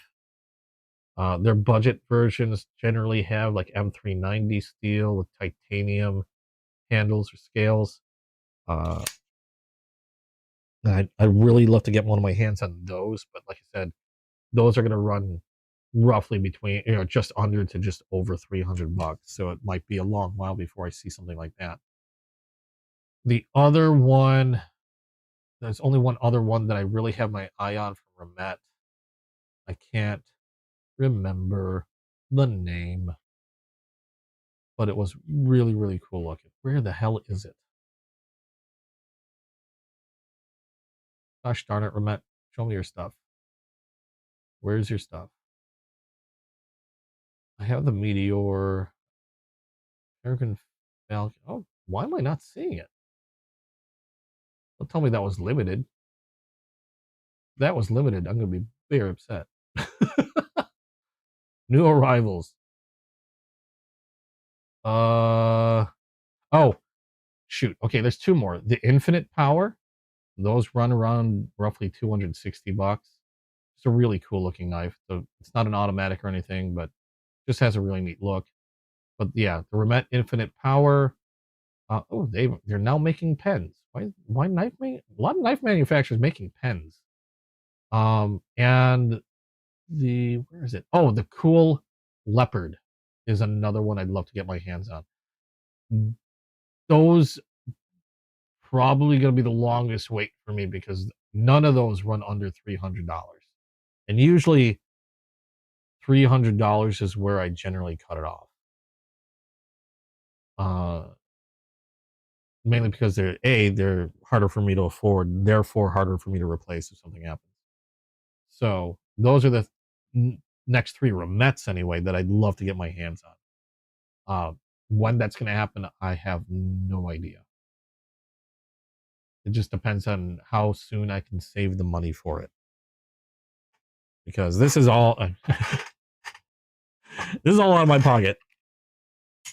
I don't make anything really from this from the channel. This is just fun. I'm just enjoying myself. And so everything I collect is out of my. The more I collect, the more I have to eat ramen. I eat a lot of ramen. So those are the ones that I know are next, at least from Remet, on my list. And Lord knows, I might come across something else that's super shiny, and I might get distracted from Remet for a little while. It's not like that hasn't happened before.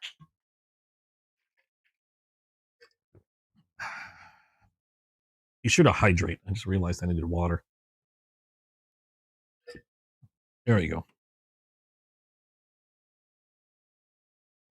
go. Any other questions?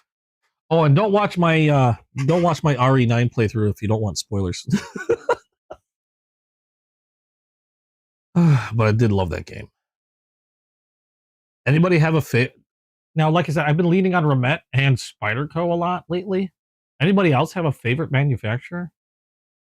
I know I talked about possibly getting Bug Out, or possibly getting Benchmade, but I might have missed it if anybody suggested something other than like the Bug Out or the Reptilian. It's you're getting a Pheromonster. I want to get my hands on a Pheromonster. DBD Guildman. Now I got to look at that. Usually, the big thing that I do, and the one thing that restricts me, is I usually wait to see if I can find it on Whatnot, because I know at least on Whatnot, I'll probably get my best deal. So I've bought direct from manufacturers before. I've bought on Amazon before. And I've bought from knife retailers before. But most of my purchases tend to be from Whatnot, from just a small handful of very specific sellers. And those are generally where I'm getting the best deals. Like, for example, I got a Remet Woodpecker probably like nearly $50 off what you can get it for retail anywhere else. The two knives that I got that I showed you today, the Katsu and the Remet Cosmic, I've got probably for $20 to nearly $30 off what you can get retail, because I got those on Whatnot. Guildman. Ooh. That's pretty. Oh, God. Okay, well, I made the mistake now of looking. And then I saw the one with this tiger stripe titanium for $238. And of course, out of all of them, that's the one I now want. I love that tiger stripe titanium look. That's really nice. M390 blade. This is the Pheromonster Glideman. I'm sorry, Glideman. I might have said something different. Glideman. M390 blade, titanium handle with tiger pattern flame. Isn't it how that always is? Mail's late because it's the one thing that you've been waiting to get for weeks. That's going to be the one package that's freaking late. That seems to be how it is always with me. Where's mine? Where is it? I was just actually carried it yesterday. Here we are. I love this is currently the only one I have in that tiger stripe titanium. This one's a concept Tarako. I really love the look of it. Now it's not as bright as some of the others. This is more of a matte finish, but I think it looks gorgeous. Apex, what? Thank you for the 20. First of all, it surprised the hell out of me. Scared the crap. I saw this orange thing come flying across my screen. I thought it was like some warning. You want a what? The hell is that? Now I gotta look. COCSUE.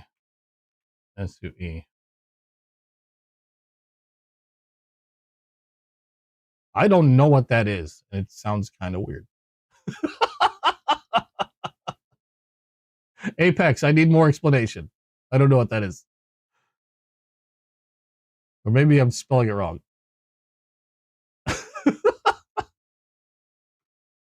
What is that? Hold on. Okay, somebody. I'm not finding it. You want more Pharaoh? I don't even have a single Pharaoh monster. I want a Pharaoh monster. How you doing, Apex? Glad to see you here. Apex is one of my buddies from the video game channel. There's been a little crossover.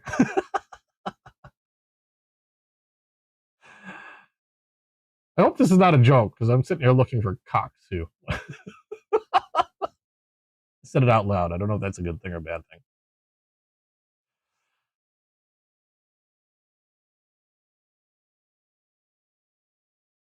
Well, I'm not seeing it. I'm going to want it. I don't know what it is. I want it anyway. only because Apex mentioned it. Maybe he said Katsu. What? Like, my Katsu. I do want to check out some of their premium stuff. Oh yes, Katsu. Okay, Katsu. Yeah, I was showing you. This is my very first Katsu. That I got D2 Steel. This is the Katsu Genkai. And this is one I just got this week. And in fact, it's one of the ones like I said, it's on the table because I like doing a little show and tell of stuff I got in the previous week. And this is one of the ones I got this previous week. Katsu, it's my first Katsu. It's one of their budget ones, but this is, I mean, I'm impressed with it. I love how easy this is to manipulate, and it's smooth. And I love the Tanto style like handle. And I like the fact that it's a Tanto style like knife without the Tanto blade, because I think Tanto blades are cool looking. I just hate having to maintain them. Because if I ever have to hone or sharpen, it's like instead of just sharpening and honing one knife, it's like I'm having to sharpen and hone two because of that secondary point. So I really like how this is just a clip point or harpoon, or like I said, is really weird because it's like a mixture of both. But I love the fact it doesn't have the secondary point. It's just got a nice belly to it, and it's smooth. It is. I love this thing. I really want to check out some of their premium stuff, but their premium stuff I know is pricey as hell. Like I said, I like the Tanto blade shape. I think Tantos are neat. I just hate having to maintain them. Because it's like I have to do more work. Oh, DBD is doing this also? Might have to look at that.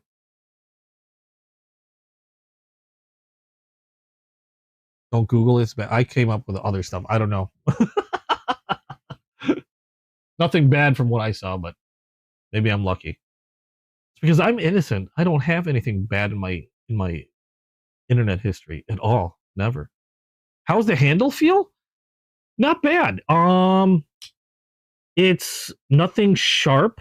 The steel liners, the metal liners, they go right up to the edge of the G10 scales. You have dual layer G10 with cutouts, so you can see purple peeking out from the diamond cutouts. It's grippy without being like rough. It does feel good in the hand. You missed it though. I do have the biggest complaint I have on this. Okay, because I do have a complaint. The biggest complaint I have on this has to do with the pocket clip, because the pocket clip, in my opinion, the pocket clip is like massive. Like, in other words, when I'm holding the knife, like I can really feel that here. Now, if I'm just cutting a few things, opening a few boxes or packages or whatever, no big deal.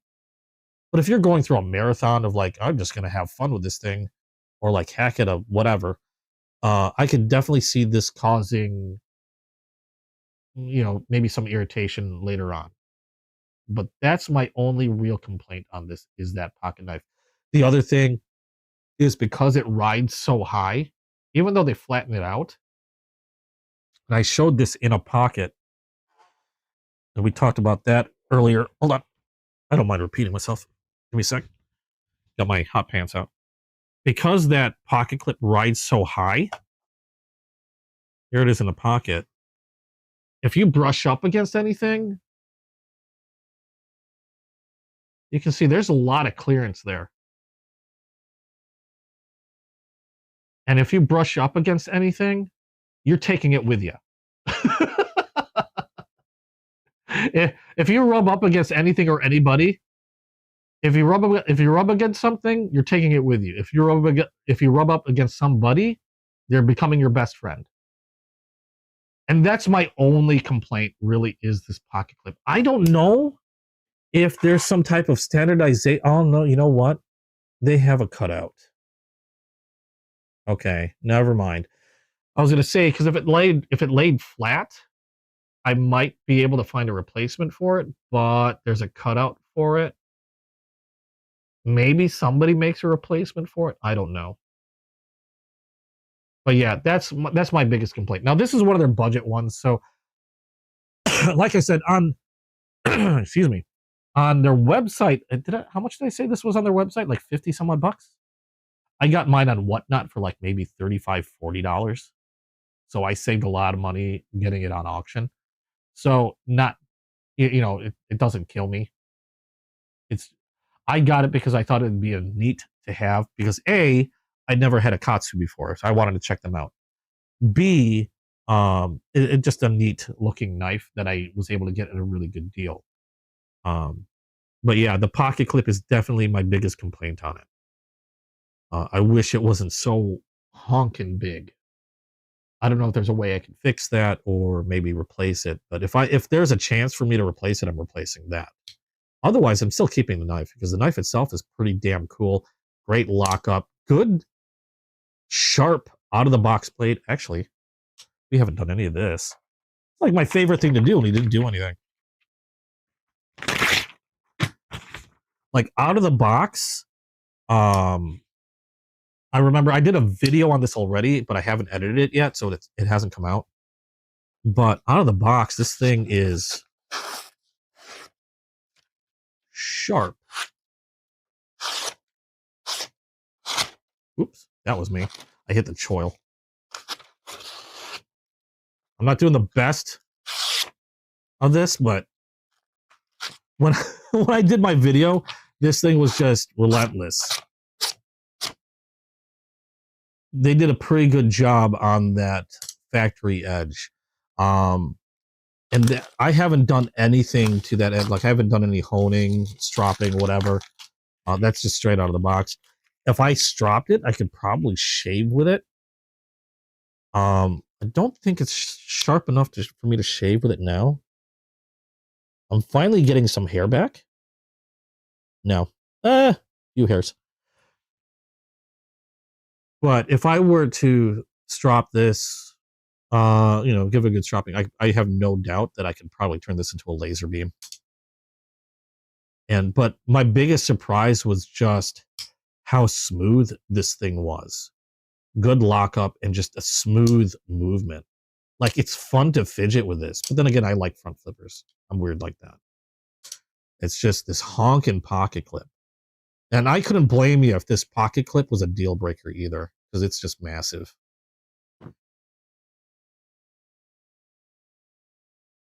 You think the titanium Kaiser clip? Really? Ooh, not positive, but you remember somebody talking about trying it. I am going to take a look at that, because if I can replace that and if it fits, that would go really far in making this a much better package. You got your Benchmade pocket clip scratches your truck's console up so bad.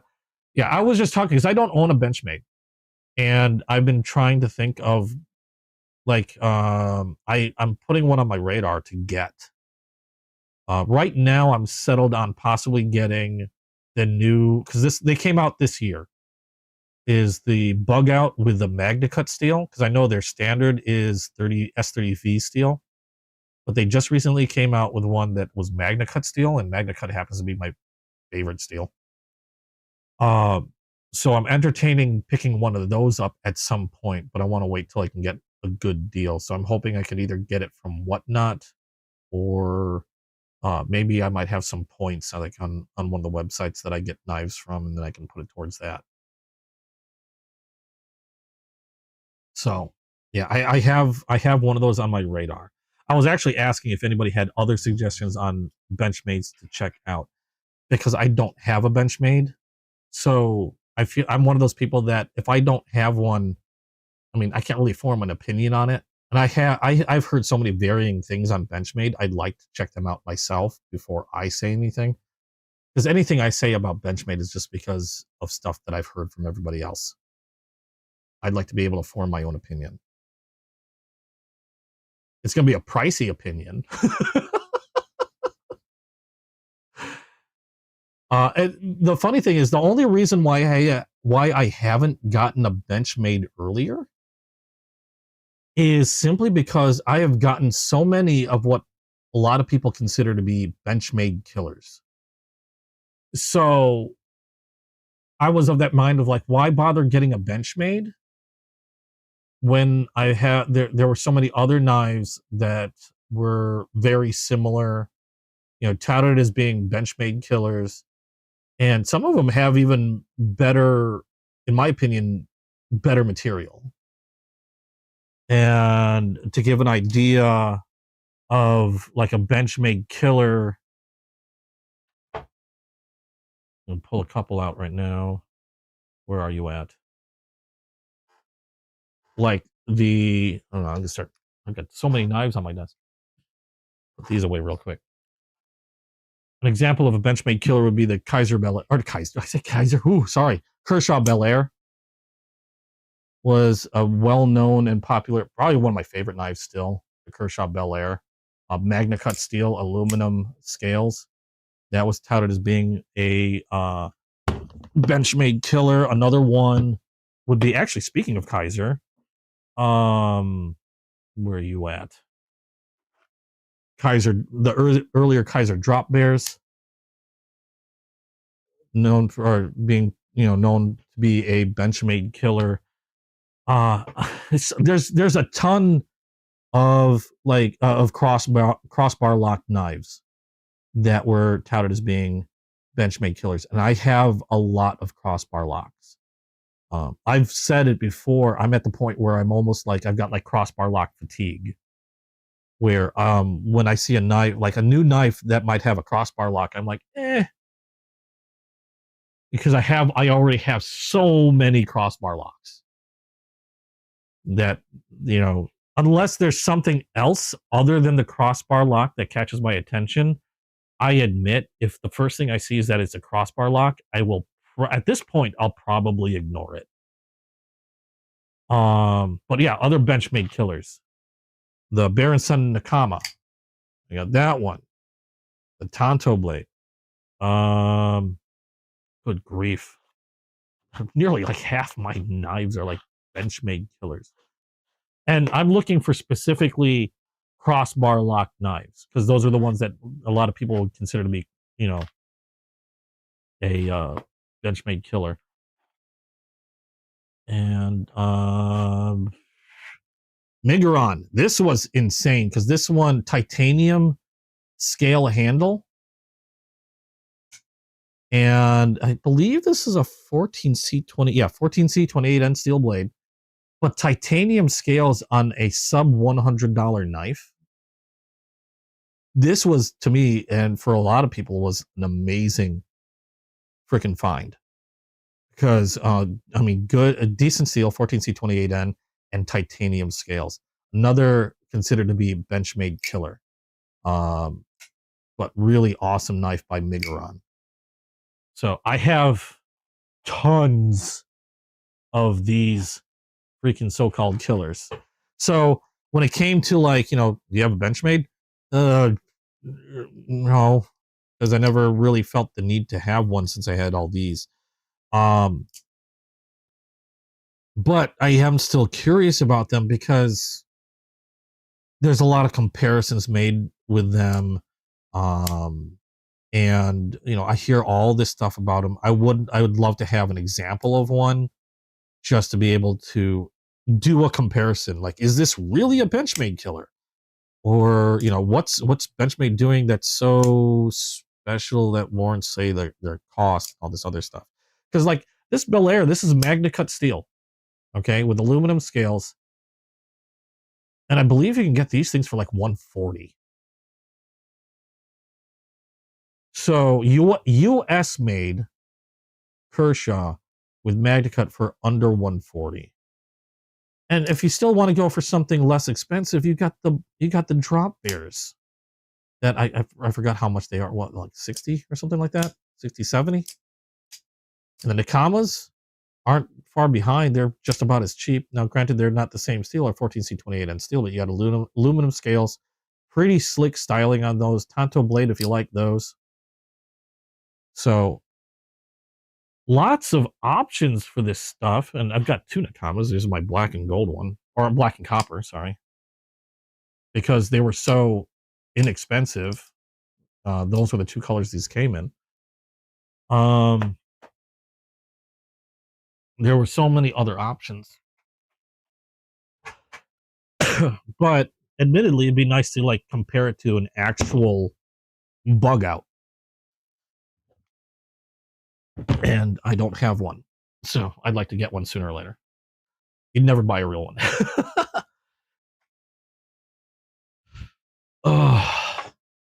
So yeah, I have a bunch of the bug out killers, just not an actual bug out myself. I'd like to get one just so I can at least compare and form my own honest opinion about it. Because I do appreciate hearing a lot, but I know there's, you know, a lot of stuff. Not to say they're being dishonest, but sometimes people can be very, how do I put this? Because I'm not trying to be insulting in any way, but a lot of times people, when it comes to things they like, love, or hate, they tend to be very emotionally charged. And I can completely understand why. I'm not free from being emotionally charged with some of my own opinions and thoughts. But there are some things that I just love to be able to handle myself before I start you know, making my own opinion on things. I might like the bug out. I might absolutely hate the bug out, in which case I might sell it. But I'd like to at least, and if not buy one, because I don't know anybody personally that has one. You know, maybe just if a friend of mine had one, you know, futz around with theirs for a little while. Even just that. That would save me money, but. Oh, and somebody's mentioned this before. And somebody's asked me about this. Now, I don't know if it was any of you guys. If it, you know, but just to clear something up, I've had some people ask if I would like to borrow some knives. And I know there's a lot of people on YouTube that do that. A lot of people on YouTube that they get loaned knives to do reviews on, to get their thoughts on, and stuff like that. And some people have asked if I'd like to, if they'd want me to, if I'd want them to send me a knife on loan, so that way I can make content. I don't do that for a very specific reason. I appreciate the offers if you wanted to loan me a knife, but because of like my situation with how busy things get, admittedly how absent-minded I can be, but how busy I can get and stuff like that. The reason why I would prefer not to have anybody loan me a knife for content is because I can't always I can't guarantee its safety, because I'll want to use it. And a lot of times I've been offered knives that were very, very expensive. And if something were to happen on a knife that somebody loaned me, first of all, I'd feel horrible if something happened to the knife. Even if it got lost in the mail and it wasn't my fault, I would still feel horrible. Secondly, if I were to do something that caused damage to the knife on accident, some of these knives, there's no way I could replace. I just simply could not afford it. So that's why I've had a few people offer to loan me some knives, and I don't know if it's anybody that's watching or anybody that's watched. I appreciate it. I really do. And I'm ecstatic that somebody would love to give me the ability to make more content and loan me knives so I don't have to spend so much money on new knives myself. But I would just feel absolutely horrible if something were to happen. And because I'm not a big channel, I work a regular job, to keep to keep a roof over my head and keep food on the table. I would be afraid if something happened to it that I just simply wouldn't be able to replace it. And I don't want to put myself in that situation. I don't want to put anybody else into that in that situation, where they're out like a knife that could have cost a few $100s that I can't do anything, or it might take me a long while to replace. Either way, it's going to dent me pretty darn hard. So that's why I've turned down a few offers for knives that some people are willing to loan to me. So I'm not trying to be rude or anything like that. It's just I'm looking out for them. I don't want them to have to go through losing something, and I just honestly wouldn't be able to replace it. Sorry, gang, gotta go. Hey, DVD is live in 30 minutes. I've checked out some of the stuff. I'm gonna have to go check him out later too. Wait, he's live in 30? I wonder if I can raid him. We've got a few people here. We can always raid. Because I normally end my knife stream at like 6. So heck, if he's on, if DBD's on, if I can raid him, I'll raid him. Even if it's just a few people. I like to be able to connect to people like that, and I'd love, like, what happened with the video game channel, I think was miraculous. They opened up raiding on YouTube, and I've been able to raid people on my video game channel, and it's been amazing in regards to connecting content creators with each other, sharing audiences, getting them, helping them discover new audiences and stuff like that. And no problem, David. I really appreciate you being here. I'd like to do that for this channel. I'd love to raid somebody, even if it's just a handful of people. I just think it's neat. And if it introduces you to somebody new in the knife community, all the better. And so if he's available to raid, I'll raid. It's a good cause. It's a fundraiser for Blade Walk. Okay. Tell you what, when mine's can somebody let me know when he starts? Because he'll probably be starting when I'm ending, and I'll continue to stream until until he starts. And what I'll do is I'll just go ahead and throw a raid over his way. So if somebody happens to be keeping an eye on his channel, let me know, and I will raid his channel once I end here. I just want to make sure he's started, so that way I can, because I don't know if he's open to raids or not, but I will definitely try. So let me know. Otherwise, I mean, I've still got like just under half an hour. Let me know. You have to mod for Apex around the time that I end. You're gonna be busy. You're gonna be busy, Morgan. I don't know if I'm gonna start my video game channel early or not. I might.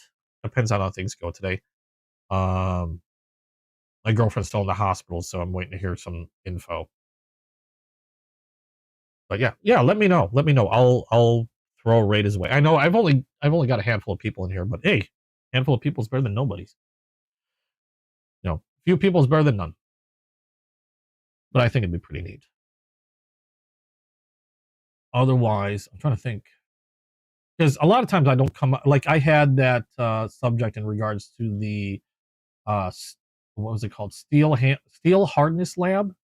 Again, if you'd like to check out the steel hardness lab database, I have a link to that in the description below. If you're a knife steel nerd, or just find that stuff interesting, check it out. Support them, maybe help them grow.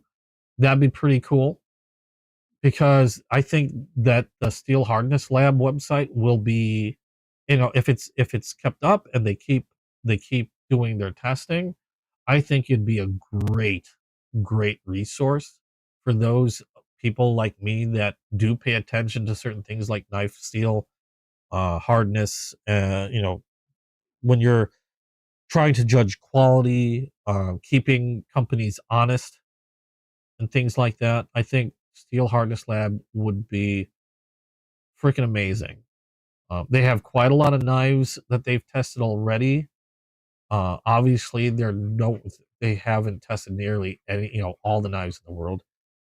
They're still doing more and more tests and stuff like that. So I hope it continues to grow.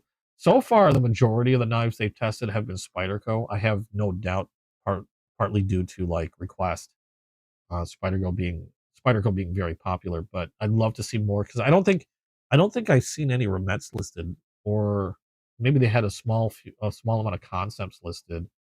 Heck, they even had the Gonzo that I have listed on there, and it gives you it does explain a few things when it comes to how some knives perform, like that Gonzo. Why, like, am I having to sharpen it so often?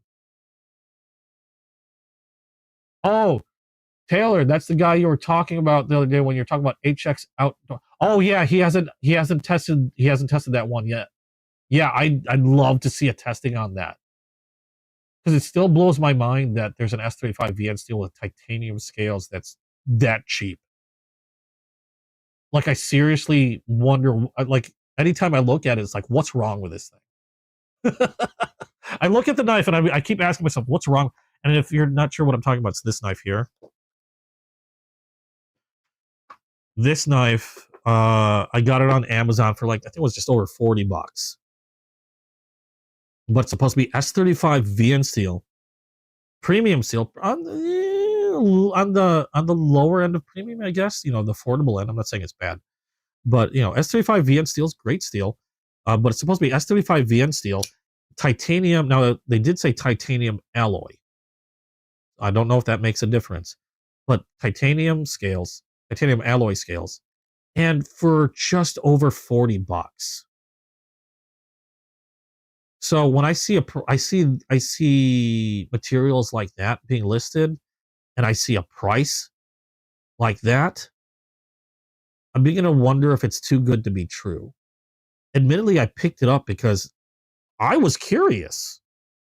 I had questions, and I showcase it because I want somebody. I don't have any of the equipment that can test hardness. I don't even have something that can test sharpness other than cutting paper with it. All I can do is play around with it and see how it feels. And it does feel pretty good. It feels like it was put together pretty well.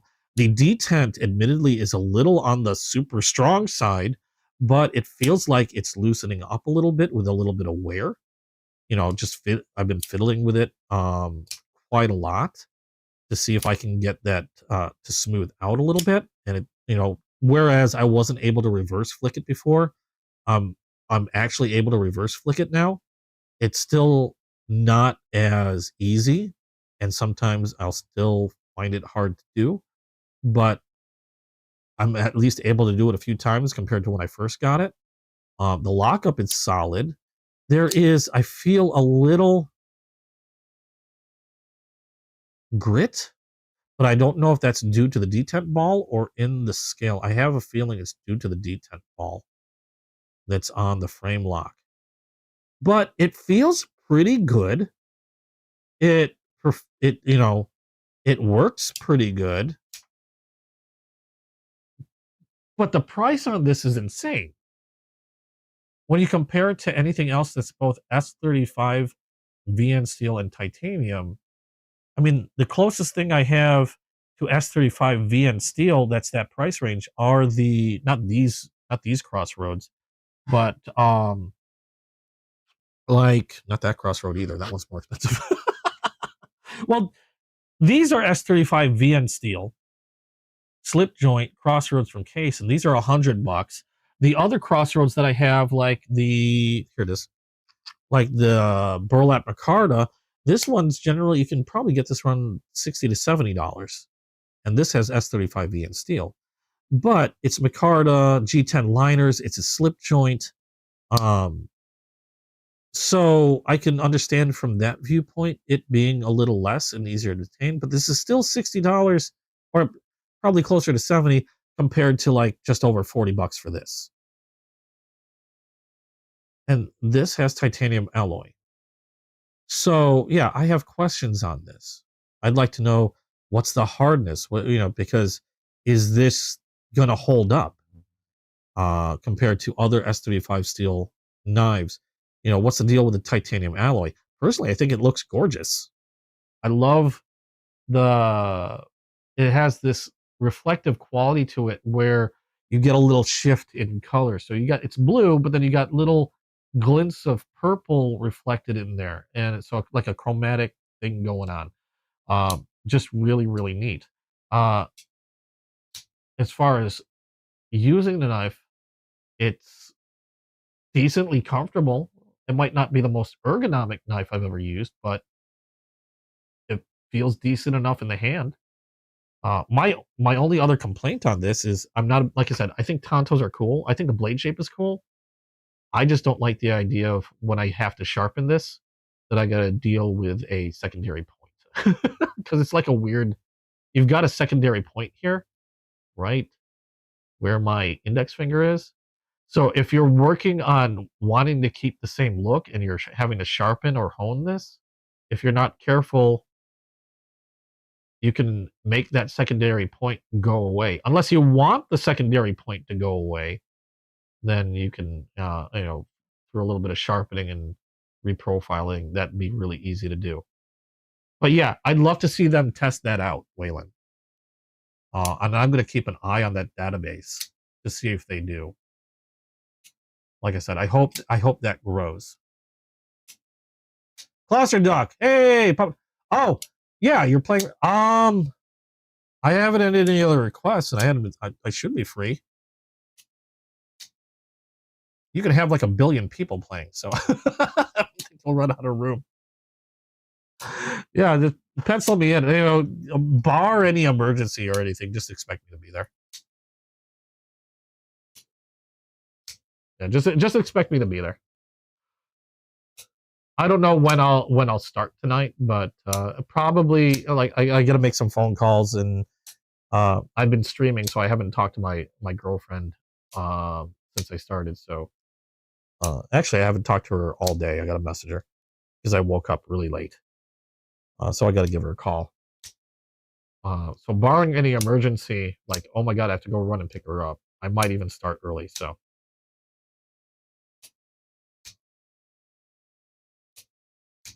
Yeah. Yeah. I have questions on this knife. It's one of those knives that feel like that when you see the price is like, it's got to be too good to be true. So I'm hoping it is true. And if it is true, it might throw a lot of other manufacturers for a loop, because the fact that if everything is kosher with this knife, like, if it's a good treatment on the S35 VN steel, if the titanium alloy isn't like, I don't know, some weird junk, or whatever, and if their quality control is consistent, and I just don't happen to have a good one out of a bunch of like horrible ones or something, like if their quality control is consistent and everything is what it says they're supposed to be, this knife should be killing everything out there for the price. This should be killing everybody out there for the price. This should have no reason to be this low. It's nuts. So hopefully they test that knife out soon. I mean, that's the biggest concern, is whether the treatment of that blade is done well. If it's done well, maybe it'll drive others a little less. We'll see.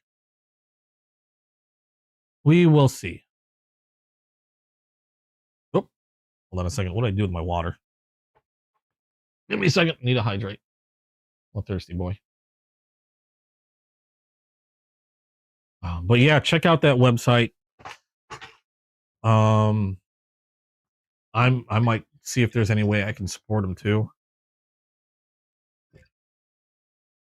because I would love to. I love for that to be huge, and it can be huge. At least for people like me that pay attention to that stuff. I know there's some people that, who cares, as long as the knife is sharp and it works.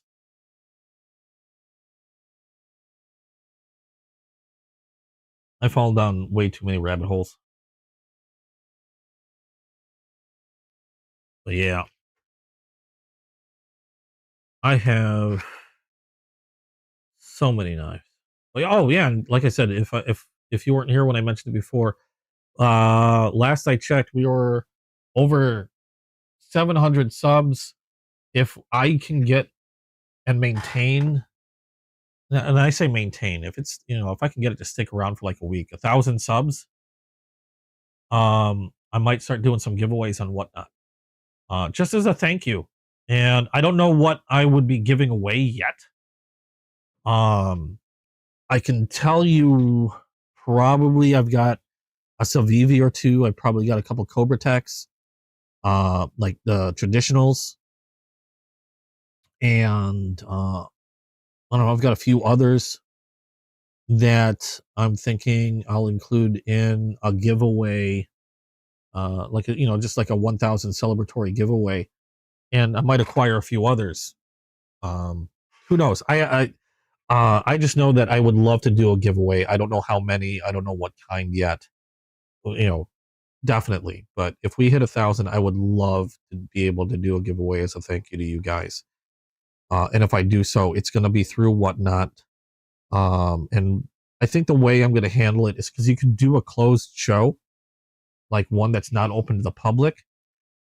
And essentially what I would do is, and I'll probably open it up to my gamer channel as well, because they've done a lot to support the channel, or my knife channel.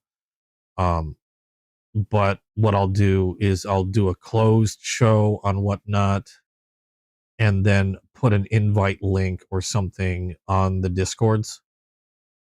And so if you're a part of the Discords, you'll see if that's how it works. I still have to figure that out. But if I can do something like a link and put it on Discord, that would be the invite for the show. So I do want to say thank you to everybody that supported this channel. It's been absolutely amazing. I never thought this would blow up. This is just a fun thing for me to do. And I'm not gonna lie, if I can make some money off of it, great, fantastic, awesome. I can put it towards more knives. But really, it's a fun thing for me to do, be able to share the stuff that I learn and I see and find, learn from you guys and interact with other people that have similar hobbies and, you know, just have fun. And I'm still just amazed at how much this has blown up. Same with the video game channel, for crying out loud. It's been insane. So thank you guys from the bottom of my heart for all the support. Um, yeah, let's get to 1,000, and if we can do that, I'll be giving away a few knives. You know, I will tell you, it's not gonna be anything crazy expensive. I can't afford it.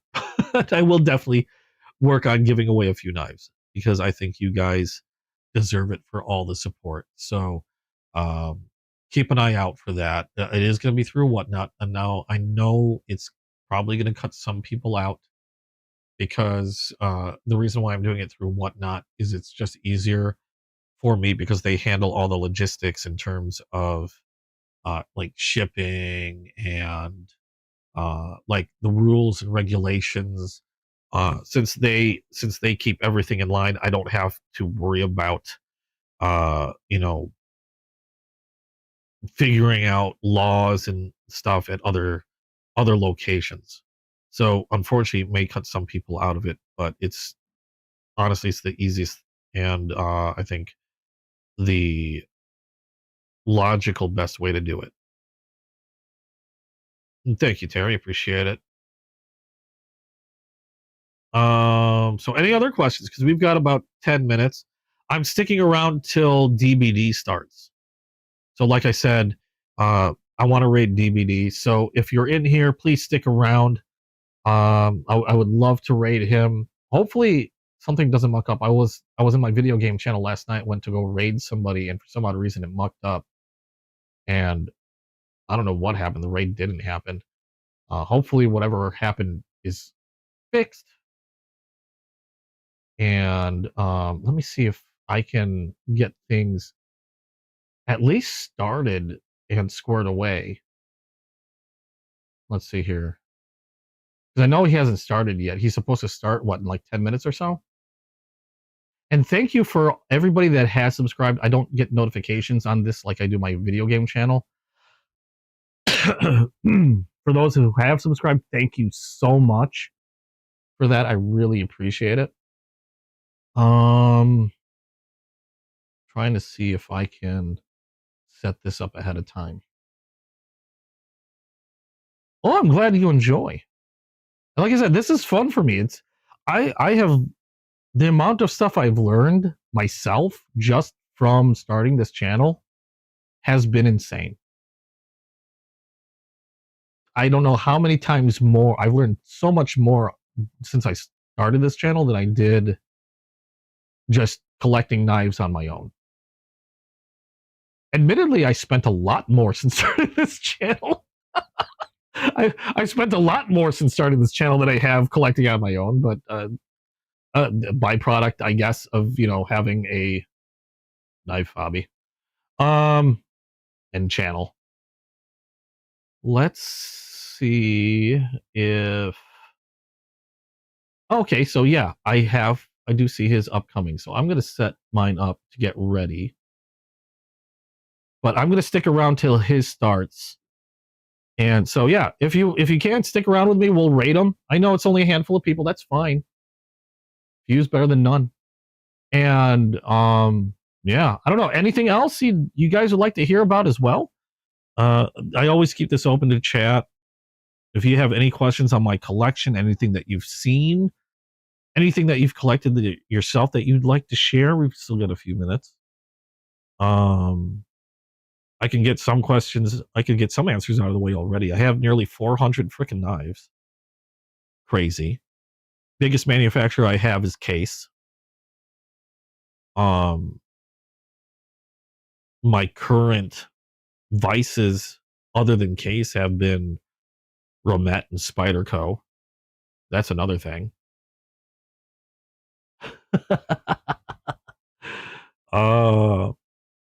I do like exploring other new manufacturers. Like I said, that Katsu is my first Katsu. I'd love to see one of their premium ones if I can save the money for that. Those things are expensive though. Another one I want to check out, but a lot of those are expensive. I want to check out Monster. Seen a lot of those. They look really nice.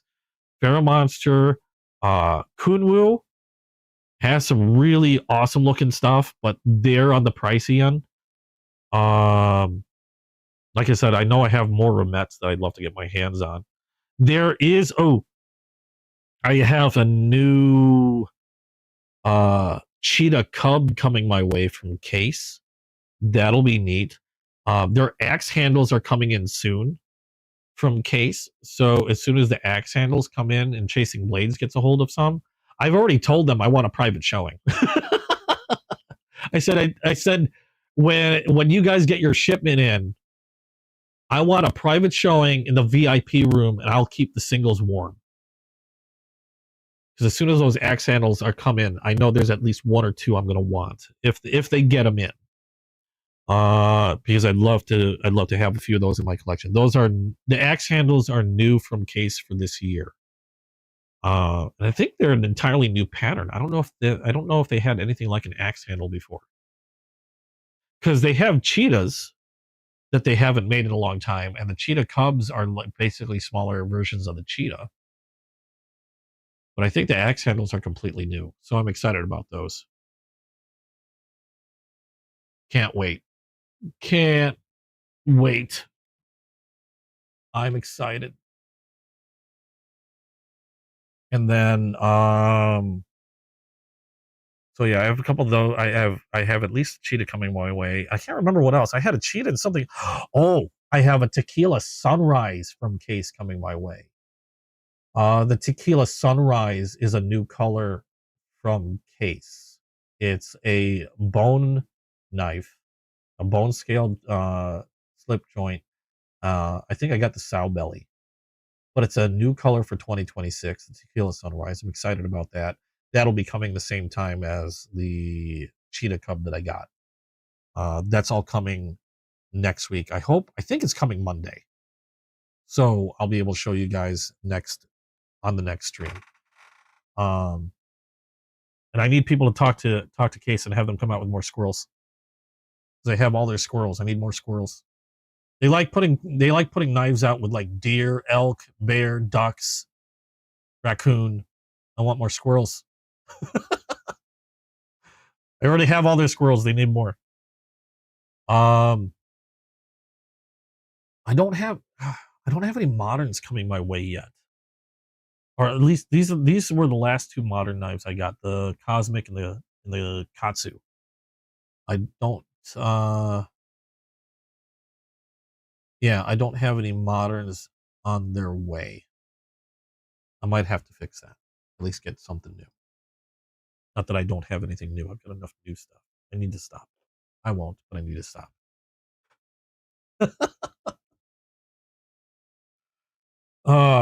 So any questions? Anything you'd like to share?